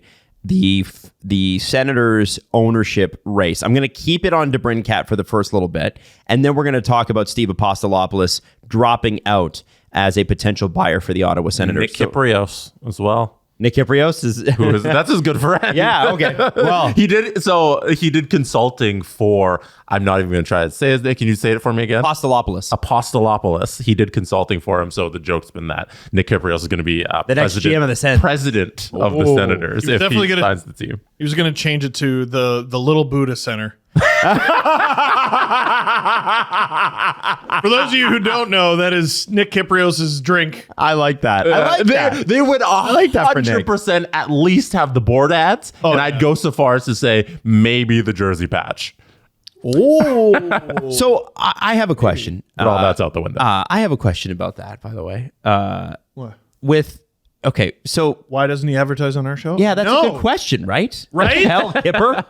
What the hell? He doesn't need it. The next time we have him on the show, because Nick's given us some of the best. Like when you get Nick Kyprios in a mood telling stories, it's the best. Oh, his stories are incredible. And really quiet though. Really quiet. Let me tell you about something very Greekly. Let me put my full Mediterraneanness into this. We should write that down for August. Story time with Kipper. I would love another story time with Kipper. I love that. Right around Taste of the Danforth. Exactly. Hey, Nick, you'll be in the area, right? Ask him about some hummus. You know? Yeah, no, he's so Nick is a tzatziki. Sorry. Yeah, you got to get that freaking right, man. Sorry. This is a dangerous game, Jesse Blake. Sorry. What was I gonna say? I'm not Greek. Oh, okay. So he's Greek. Yeah, I know, but you keep throwing me off the thing that I want to ask. DeBrincat. No, I forgot what I'm going to say. The ownership, Montreal. There's something I got to ask Kipper. Oh, and I've been meaning to ask this question, and I can't. I had it, and then you went on your side chat, and then I lost it. But it's a really good fucking question for Cat. I don't think it Go to was. Taste of the Day. Whatever. Let's talk about DeBrincat. Yeah. The reality is that the ownership situation is still up in the air. Should it be? No. Usually when you see an ownership situation unfold in another major sport, you look at the Washington Commanders being sold relatively quickly. You look at the NBA when the Clippers were forced sold because of Donald Sterling. And I think there was another recent purchase of an NBA franchise. Phoenix Suns. That's right. And that happened very quickly because Robert Sarver was kicked out for the same reasons that Donald Sterling was kicked out. Similar. Different. And V. Stiviano was involved in this one. Yeah. And her visor hat. Oh, is that right? Do you remember V. Stiviano? I do remember V. Stiviano and her rollerblades. She's the one who exposed the whole thing. Yeah, she played with her rollerblades. Yeah. What? The Robert Sterling's girlfriend, It's woman who on was the side. easily 60 years his junior, was the one that took his voicemails and put them on the internet. Oh, man, that was V. Stiviano. I can't believe you remember that name, Jess. The visor. I just remember the visor. What is that? It's Kanye before Kanye. Harder, better, faster, Anyways. stronger. So That's another side. the NHL, as it's known to do, is taking its fucking time with this leadership race, and several really legitimate groups have dropped out of the Senators' race here. And here's the thing: Alex DeBrincat's looking at that and going, "I don't know what this next group's going to want or value or desire. I can't re-sign here." It And seemed like he was that stoked on signing there anyway. no, it didn't. The Ottawa Senators gave up the number 7th overall pick to get DeBrincat, which, again, I think they'd make that move again every single time. He didn't have a great year, but he still had 25 goals. That's not bad. Like, you have no guarantees a 7th overall pick's going to get you that. Oh, man. Now, he didn't have Patrick Kane to play with, and it didn't help that Norris went down early with that injury that should have cost him the year. It didn't. It wasn't a high-powered offense, and he comes off scoring 40 goals, and you drop down to that. You understand why, but it's a little disappointing. It is disappointing. And the amount he doesn't they drive gave up- lines, right? He doesn't drive the line. Yeah. Well, apparently not. What he is, the Senators are not going to be able to recoup what they paid for this player. Yeah. A first-round pick, the number 7 overall last year. Second round, the number 39 overall, which is on the cusp of the first round. And then another third-round pick in 2024 for DeBrincat. Even if they get a first, second, and third for him, they're not getting number 7, number 39. Yeah, that's, oh boy, that's tough. And it was supposed to be a long-term play. You know, you get him and, okay, you're disappointed in the, 27 goals he puts up? Less than 30. But you're not about the 1-year build here in Ottawa. You're like, okay, we're going to have DeBrincat for the next 7 years of his career because we're going to sign him long-term. And eventually he'll have 4 40-goal seasons in there. And then you get a trade request less than a year later. I don't think it's good enough to recoup futures for him. Like, You need a player who can play now. yeah, like a good one. Yep, I get that. I think you're right. If you're able to, get a decent roster player and some futures, that could be a good trade. Yeah, I don't know. But again, is he an RFA? Oh, no, it's the qualifying offer, right? Because isn't his qualifying offer like $9 million? That's Timo Meyer. I don't know what DeBrincat. No, his is bad too. Is it? Yeah. It's not a great situation for Ottawa. So this is the thing though, like, and this is where I want to mold this conversation. It is 9. I want to mold this conversation into the Senators' leadership organization. Steve Apostolopoulos, who also put in a gigantic bid over $6 billion for the Washington Commanders in the NFL, didn't ultimately win it. But the fact that he could put a $6 million deal together or $6 billion deal together, it's pretty major. And here's what Bruce Garriock in the Ottawa Sen wrote: presumptive top bidder for Ottawa Senators walks away in frustration. There are whispers already that many people are frustrated with the way the NHL's handled this. The Remington Group, which Ryan Reynolds ultimately chose to be a part of, was the first group to say, yeah, no thanks. We're not going to be a part of this process. It doesn't help us. Apostolopoulos apparently had a bid of somewhere in the neighborhood of $1 billion. But with the Remington Group out and with Apostolopoulos out, it seems like the Senators are going to sell for less money. They're going to sell for $900 million or potentially $800 million. One of the minority owners of the Montreal Canadiens, Andlauer, he says that he wants to buy the Senators really badly, but his bid's between $800 and $900 million, and he's not moving. And the other issue is that he is trying to sell his 10% share in the Montreal Canadiens, not having a heck of a lot of luck. But what seems to be happening is the NHL seems to favor one bidder here, and they're waiting for them to get their shit together and potentially raise their money. It seems like it's Andlauer. Oh, okay. It's what it seems like. And so NHL. if I was Eugene Melnick's kids, I'd be like, hey, fuck you, man. I want the billion with a B. No, the NHL going with the devil they know. You don't say. Yeah, I get that. Always in every situation ever. We wonder why there's 200 guys. You know, I wonder if Gary and Andlauer, Michael Andlauer is his name, would probably have a relationship already. And he was probably, what probably happened was Michael Andlauer said, you know, I'll buy into the Canadiens, but just so you know, I want my own franchise and I've already invested in your league, so I therefore should be next. Right. But that's not how it should work in life, which is it should go to the highest bidder. Neko Sparks, by the way, who is a part of the Snoop Dogg bid, submitted a pitch. Jeffrey and Michael Kamel of Harlow Capital as well. But apparently Nico Sparks has issues with actually getting the full financing. He doesn't have the money. So, and I don't know about the Jeffrey and Michael Kamel of Harlow Capital. I'm not sure where they stand, but either way, this process has taken way too long. You should have had this wrapped up in March, because you could have just say, here's the price, who's willing to meet it, and then pick the bid that works the best for you, and then go from there. And there's no reason for this to take this long, but the NHL loves to drag this shit out, and there are real life consequences. The Ottawa Senators are on the upswing. They did have a much better year despite the fact that they lost Josh Norris. But one of the major pieces of what is supposed to be their core going forward is now going, I still don't know who the fuck the owner is. Why would I sign here? And honestly, what if the owner comes in and is Melnick part 2 in terms of spendthrift, right? Doesn't want to spend, just get me to the first round so I can get a couple home dates in the playoffs. And by the way, the Ottawa Senators under Melnick did a lot better than that.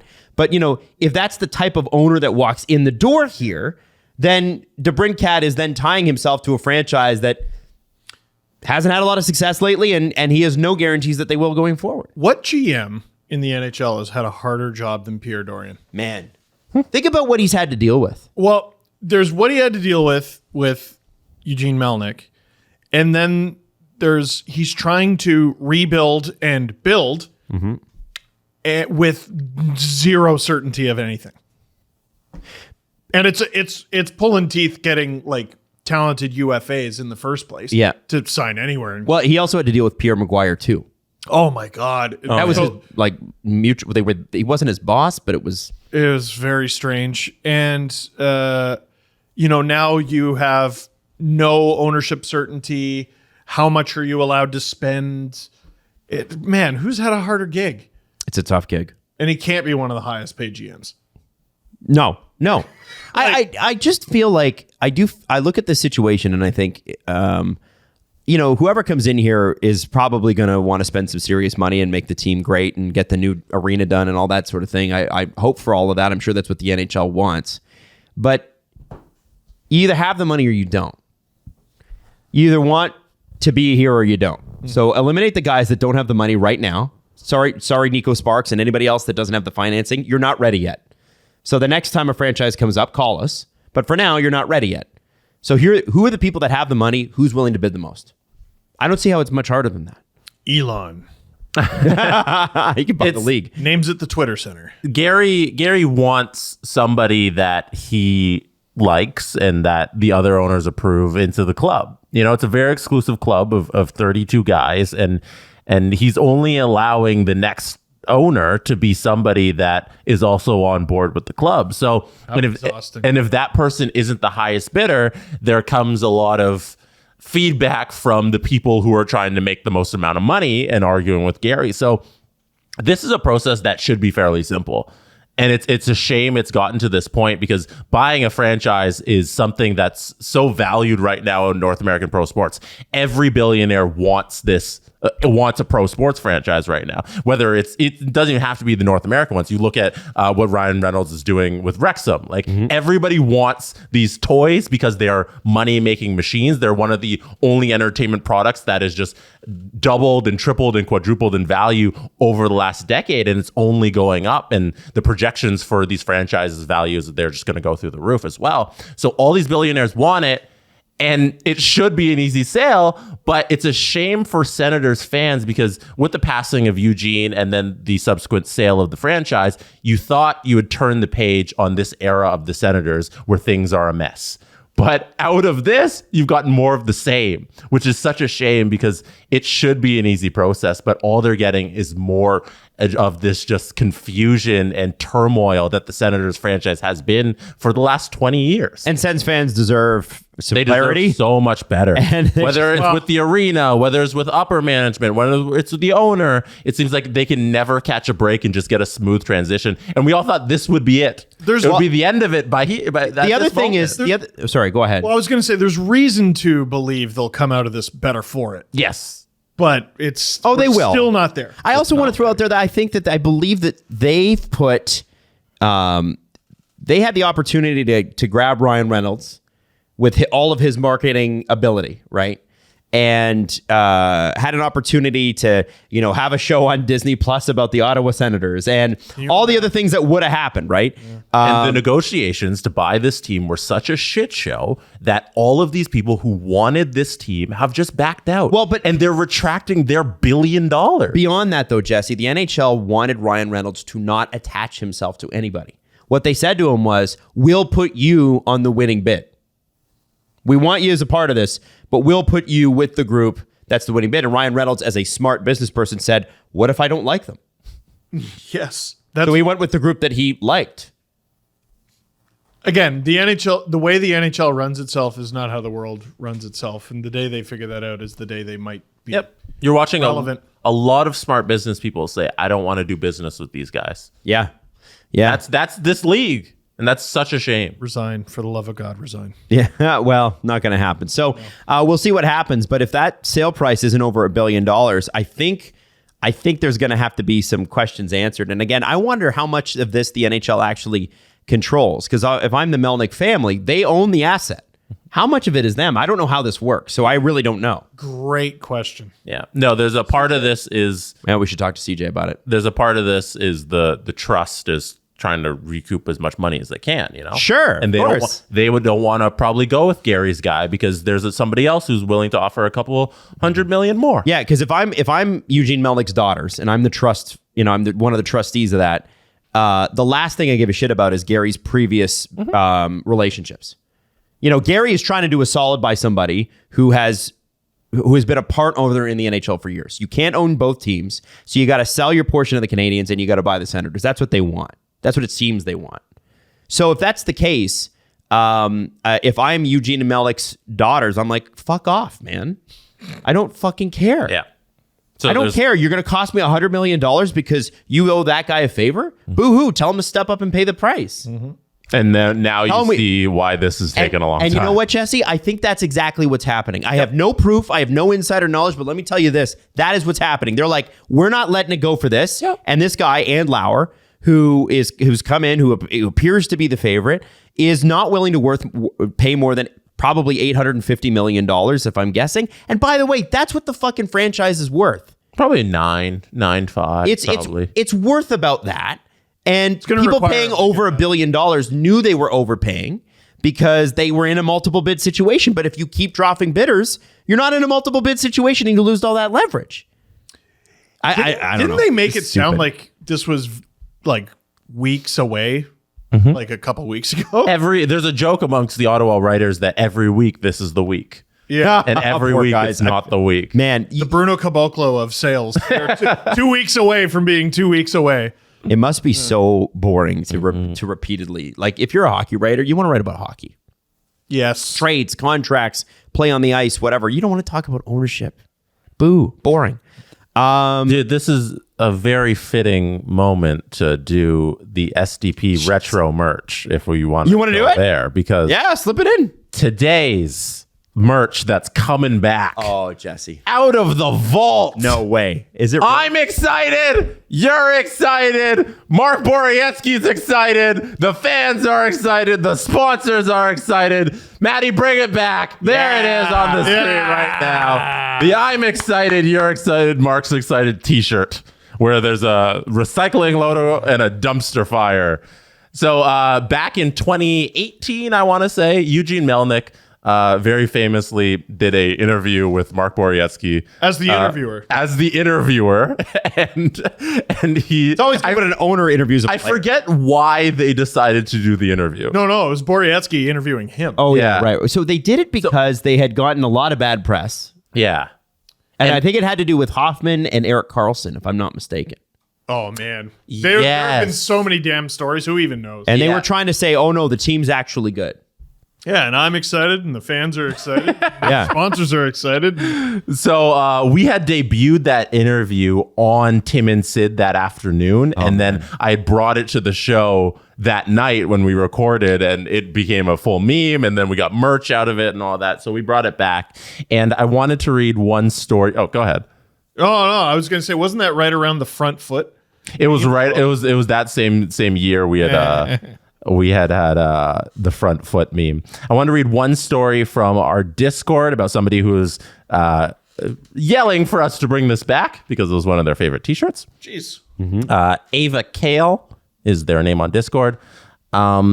I see a lot of things I want to buy, bookmark, and then forget about. And when the shirt was released, it was one of those things. I'm Australian, so nobody is going to get the reference down here. But this shirt is neat because the joke works with it. Without it, if someone asks what it means, you just cycle through I'm excited, you're excited, etc. endlessly. And if they ask about the flaming dumpster, you say that's not relevant and get right back on the message.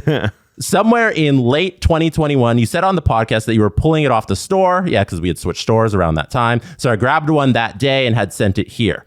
Getting things to Australia from North America takes forever. And a couple times during COVID, parcel post in Australia from North America was completely shut down because of Aussie Post couldn't handle the quantity. About a month after I bought the shirt, I was given notice that I had to leave my unit because the landlord needed it for themselves. I found something else and moved about 4 weeks later. I managed to redirect all my mail, but that shirt, which didn't show up in time, I figured was lost. What had actually happened was the landlord found it and decided to just mark it as a return to sender. So it spent another month or two going all the way back to wherever in the USA. Teespring, I guess who we used at the time, or Redbubble, or whoever was doing the shirts for us, sent it from. And somewhere in late January, I got the message saying that I've had a parcel returned, and they very graciously told me I could have it redelivered somewhere else for free.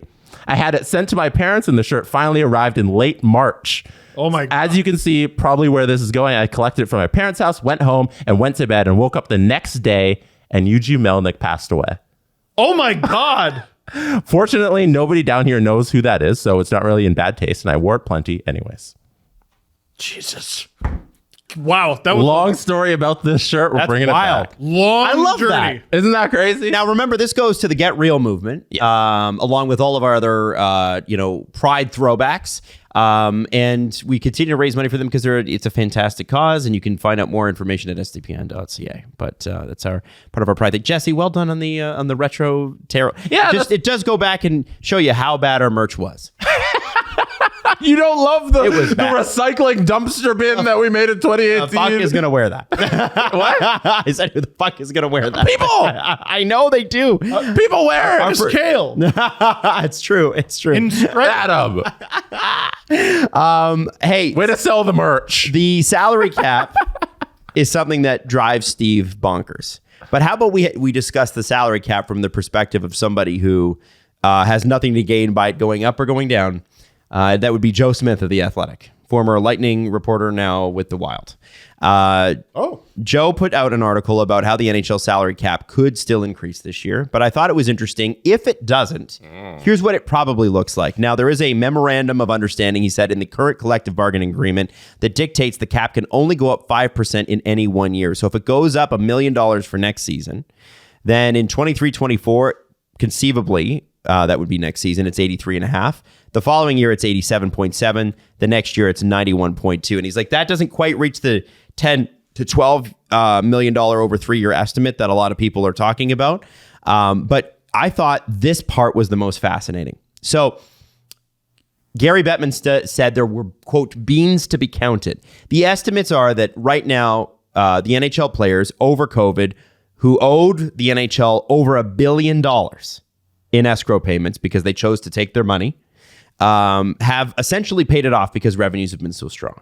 And it's somewhere between 50 and 70 million that's left to go. But that essentially you just said is carrying a lot of weight. It's about $50 million of weight. Now here's what's fascinating. How they bring this up and how they talk about this is it's called HRR, hockey related revenue. So revenue that came in and the players and the owners, they split that 50-50, right? I didn't know this, but Marty Walsh, who is the head of the NHLPA, said they're still calculating revenue from 2019-20 and 2020-2021. So it is conceivable. One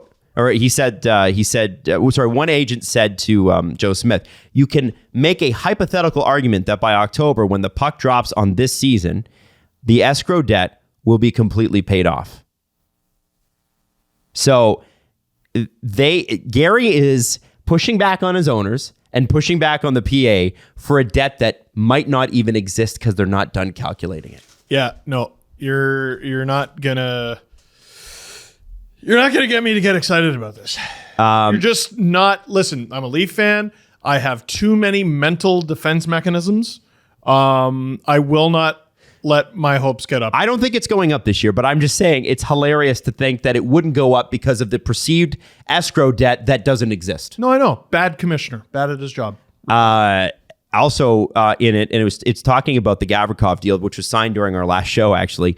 Part of the Cal Peterson, three-way trade with Provorov was so that they could clear salary to sign Gavrikov, and obviously, ostensibly, I would think Korpisalo as well in LA.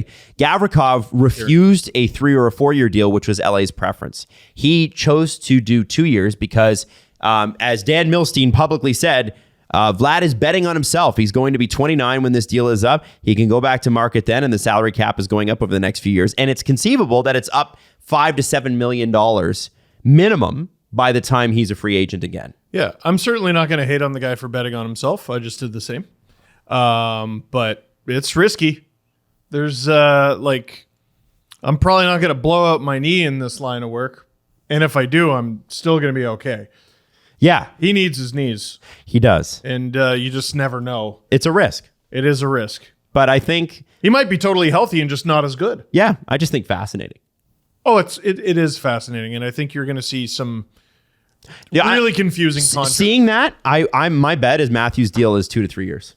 Talk about making Toronto mad, dude. Fans will blow a gasket. That's my bet. Let's go. And I won't be mad about it. I won't even be mad about it. That doesn't mean 2-year deal, 3-year deal. I won't be mad. That's 2 years. Why would I be mad about that? The guy's making his money. Let him make his money. No, as a Leafs fan, let him make his money. As a Leafs fan, you wouldn't be upset because I don't. First off, if you keep the deal shorter, the AAV is down. Gavrikov could have made more money per year if he'd signed a longer term deal, right? If you're buying those years, of how it's supposed to work? It is the opposite of how it's supposed to work. But if you're talking about an accelerated cap situation, then the player's going to say, "I'm going to lose money on the other side of this, so you got to pay me more." Severson got a fuckload of money. He sure did. Holy shit! We'll get to Severson next, but I just want to throw this out there. Like, I don't think you should be surprised. The NBA, there are guys that are signing 1-year contracts all the time. Like LeBron did it for a few years. And I think they'd sign a 3-year deal with an opt-out each year. But their cap isn't hard or triple hard. Dude, like this was during the Marner thing, I was like, oh my God, I want him to take less. And people are like, why are you rooting against this player and rooting in favor of the $1 billion corporation? It's not like I'm going, yeah, Leafs, save money. Like, dude. You want them to win. I cheer for that. Yeah, it's a competitive edge. I want them to win. If he takes less, it's more likely they win. Well, what is difficult about this? I'm sorry. Well, maybe that's the way to keep the AAV down and get some more players around. If short-term deal. Then. If Matthew signs a 2-year deal, you sell the franchise. That's ridiculous. What about a 3? Could you do a 3? I could do a No, 3. A 2 is a little short. Sign a fucking 7-year deal. Stick around. I don't think that's going to happen, guys. You know, I think you're dreaming. Ilya Samsonov gives great quotes, and he's my favorite. I hope he gets $10 million a year. Fuck it. Just give every player whatever they want, and everything's fine. That's how you run a successful business. Damon Severson What are we doing? What are we doing? Damon Severson. How do I even have to justify this fucking stance? Damon Severson is joining the Columbus Blue Jackets in a sign and trade deal. This according to SDPN Sports is Chris Johnston. Signed a trade with the New Jersey Devils and Columbus Blue Jackets. He agreed to the 8-year contract. Here is how it breaks down according to Puckpedia.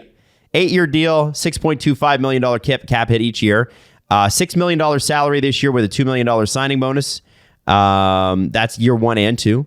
Year 3 is 5.5 with a $2 million signing bonus. Year 4, 4.1 with a $2 million signing bonus. It's a lot of bonus. Year 5, $3.3 million with a $1.8 million bonus. And year 6, 4.1 with $1 million signing bonus. Year 7, 8, $5.1 million flat on the cap, no signing bonuses. So this deal is not front loaded. Not easy for them to extricate themselves out of. He also has a no trade deal in his no trade clause in his first 4 years. Year 5 is a 20-team no trade list, and year 6 is a 12-team no trade list as well. Yeah, they're not trying to trade him. They're not trying to make this friendly to trade. What Columbus is trying to do here is lock him in and throw him in a cage so that he can't go anywhere but Columbus. You're stuck here. Yeah. I mean, what a changed team from a couple days ago. Hugely changed. They added a whole pair. Yeah. And like you could argue, okay, well, it's, they're maybe getting top pair money and they're only a second pair sort of thing. Looking at, Provorov's going to play beneath Werenski, but Severson is automatically their top right-hand defenseman. And he's going to play with the future Norris Trophy winner, David Jiricek. That's right. Well, and then, so I wondered about that because Jiricek has been tearing it up, and a lot of the projections are like, if you were to redraft last year, he would have gone higher. And I'm wondering, he went 5th. Yeah. That's the funny thing. So I'm wondering about, Stop taking shots at Shane Wright. I'm wondering about I didn't even think Columbus, and I'm wondering about Adam Boquist. Because he was a former, I think he's like an 8th or a 9th overall guy. He was a high pick. I saw Kevin Papetti, like he's got term and money left. And like Columbus needs to spend, but they don't need to spend. But they also need to have Jiricek come in and push him out. But once he does, you wonder if that's a move that they make. So we're looking at, what do we got? Werenski, Provorov. Here you go. Werenski, Severson, Provorov, Peak, Goodbranson, Boquist, probably Jiricek. Goodbranson. Oh, man, I forgot about Eric Goodbranson. Yeah, so, I mean, they're a changed team. I don't know if they're a great team. They're certainly an improved team. They're harder to play against, That right? Goodbranson deal is bad. Yeah, they're going to be able to move the puck. I mean, this is good news for all of Columbus's forwards. Mm-hmm. I mean, that's one way to make your forwards a little better. Is get guys who can give them the puck, right? We always forget that in the conversation. When teams are depleted on D, we're like, oh, yeah, they're going to allow a lot of goals. Yeah, they're also not going to be able to fucking score them because you got to get the puck up. Mm-hmm. Gaudreau can't do everything. So I think they're going to be much better. They're doing exactly what I said they were going to have to do, right? They're going to have to trade guys. They're going to have to spend a lot of money, and they're probably not going to be able to get UFAs. Mm-hmm. I mean, Severson was a pending UFA, but they got creative. They got several weeks ahead of it. They agreed to give him 8 years. Like, even in unrestricted free agency, I don't know if he's getting 8. Like, who else is giving him 8? Oh, I don't know. This is Damon. Well, you can't get 8 in free agency. Like, he's can't get it. Fine. I don't think he's bad. He's fine. Like, this is the sort of contract usually reserved for top guys. He's going to be maybe the top right-handed guy in Columbus for the time being. League-wide, it's not a top guy.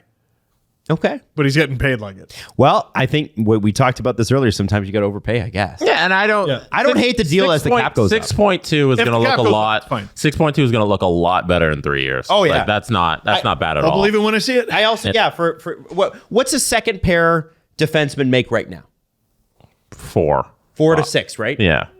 4 or 5. So he's making the top end of that with the salary cap due to go up like 10% in the next year. Sure. And Fine, like there's nothing wrong with that deal. The thing with the Gabranson signing, which was not good, was the motivation behind it was that the Columbus Blue Jackets lacked pushback. So they went out and got Gabranson. And with these deals, these are the better ones where you're trying to get the bigger guys and the guys who can actually compete out there, because their forward group is a small one. They don't have a lot of guys who can play in the corners. Their defense didn't have that pushback, and that's why they got Gabranson. And they got Provorov and Severson. I like what they're doing. You know, they're trying to play a different style of hockey, getting Mike Babcock in there. So we'll see if it has any type of results. Style with talent. Right. We'll see if it has any kind of results. I don't know, but you can't. That's decent moves. I mean, you got to be. I think the expectation for this upcoming season should be watchable. Yeah. You know what I mean? Like, you don't even need to necessarily make the playoffs or even look like you might. Who's going to be more watchable? The Columbus Blue Jackets or the Anaheim Ducks? Columbus in a walk. Columbus in a walk. Although Fantilli going to the Ducks probably Yes. is going to be exciting. All right. New survey. What is more watchable? The Anaheim Ducks or Leo playing Little Tykes soccer? Leo playing Little Take Soccer. He's a legend. Is he a legend? Yeah, he scored a goal while holding a snack cup, and he put it down on the grass to clap for himself. Oh, I like that. Good It's for him. the best. I like the self-confidence. Get it, kid. Yeah, one of these? Your he crown. put it down. Like, he tried banging the friggin' snack cup together, and then he just put it down on the grass and then went, because he kicked the ball into a tiny, tiny net with his very long shorts. What was the goalie doing? How did the goalie allow that? There was no goalie. He's 2. Okay. There's no goalie. There was no goalie. He's 2. All right. Well, yeah. Put that on instead of the Ducks. Oh, absolutely. Absolutely. The joy of a toddler discovering sports, or the Anaheim Ducks. That is a 100 out of 100 choice, Jesse. I don't know. They got Zegras. All right, 99. And out of 100. Fantilli, you'd think. Yeah, soon. Yeah. Ryan Huska, leading candidate. By the way, Fantilli said he's still not decided on whether or not he's going back to college. So even if he gets drafted, he may not. I mean, it's not going to make the Ducks better. Like, no offense to Adam Fantilli, but he can't change the fortunes there. Maybe he should say to them, "I'm not coming until you make a better team. Thank you. Bye." But give me some more people. Yeah. And You got your Zegras is whole like, career to play professional hockey. Like, Yeah. you only got one more shot at college hockey. It's a tantalizing route. You get to control so much of your life. You're preparing yourself for after hockey. Yeah. Ryan Huska, leading candidate for the Flames head coaching job. He's 47 years old. He's been an assistant with the Flames for the last 5 years under a couple different coaches. Previously, he was the Flames AHL coach and also coached the Kelowna Rockets. A lot of people thought it would be Calgary Wranglers coach Mitch Love. Contract's not done, but both Frege and CJ were reporting it yesterday. What happened to Jorah Gallant? I don't know. I guess he wasn't the guy.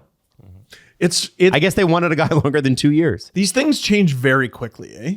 Oh, yeah. It just feels like everything. I've said this several times over the last few years. It just feels like everything in hockey, and maybe in other aspects of life, but we pay the most attention to hockey. Everything is moving at a faster pace, and people are making more abrupt and life-changing decisions because they're like, well, fuck, you never know when you're going to get locked inside for 2 years. Yeah, 100%. So we're going with you. Ah, fuck it. We're going to go with this guy. Unless you're the Toronto Maple Leafs and you're hiring Brad Treliving, then you have one guy, and that's your guy the whole time, and you only talk to that guy. No, they talked to really qualified guy Mark Bergevin Over Zoom. Gary, who do I want? Funny thing about Shane Doan, post Phoenix Coyotes, got his career in management start in the NHL offices. Isn't that funny? I don't know. It's just something that happens with a lot of guys in the NHL. You ever just think it's funny how I do. These guys who move up real quick all got their start I think somewhere. it's funny how. Maybe because does that mean he worked with George Peros? I don't know which department. I gotta look it up again. Oh, re-sign bunting. There is a Q&A right now with Shane Doan, and he just told a story. Apparently, Matthew Nyes dropped by Matthew Nyes of Arizona. Yes. Dropped by Shane Doan's house yesterday and gave him a Maple Leaf sweater with the number 23 on it. Hey! I think that's Matt Nyes' number, isn't it? It is. Because that was Shane Doan's number. But it's 2023. Hey. Oh, does someone have to buy someone a watch? I thought that was cool. Yeah, no, that's really cool. No, it's cool for previous NHL office employee Shane Doan. No one has benefited from the Coyotes more than the Toronto Maple Leafs. No.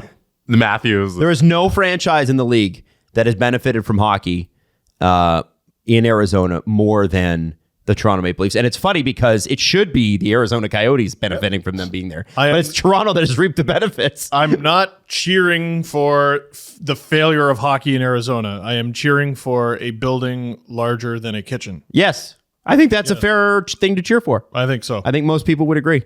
A couple of things that I wanted to bring up. John Gibson is a goaltender who every year makes the rounds as could they trade him? And Shayna Goldman with The Athletic put together 8 teams that he could go to this year if he gets moved. And it made me realize, because I thought there seems to be a lot of goalies available. I'm realizing too how many teams need it. Mm-hmm. So Hellebuck's supposed to be available. Carter Hart's supposed to be available. Now John Gibson and potentially a few others. You're also going to have Freddie Anderson and Antti Ranta unrestricted. So one of the first names that she puts on that list are the Carolina Hurricanes. Here's the thing though, Gibson's contract is really still very long. It's 4 more years at $6.4 million each. And less recent evidence of him being good. Like the team has been dog shit. And the Ducks are not a team that's going to hold back salary. They're not going to take that salary back. They're not going to. I don't think so. So like what's the money? What's the actual money breakdown? I think it's actually just a solid. If I remember correctly, when we talked about it, because I was like advocating in one of my worst. Please tell me it's not just solid. I think it is. I'm looking it up right now. John Gibson cap friendly.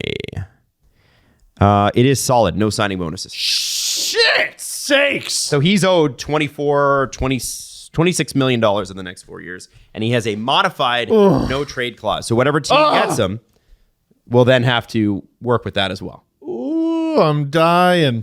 Yeah, that is But who's doing that? Gibson is not the guy that I'm really focused on here. I'm focused on the teams that need goaltending. Okay. Let's talk about them. Okay. You got like 5 minutes left. Okay. Pittsburgh Penguins, Carolina Hurricanes, New Jersey Devils, maybe.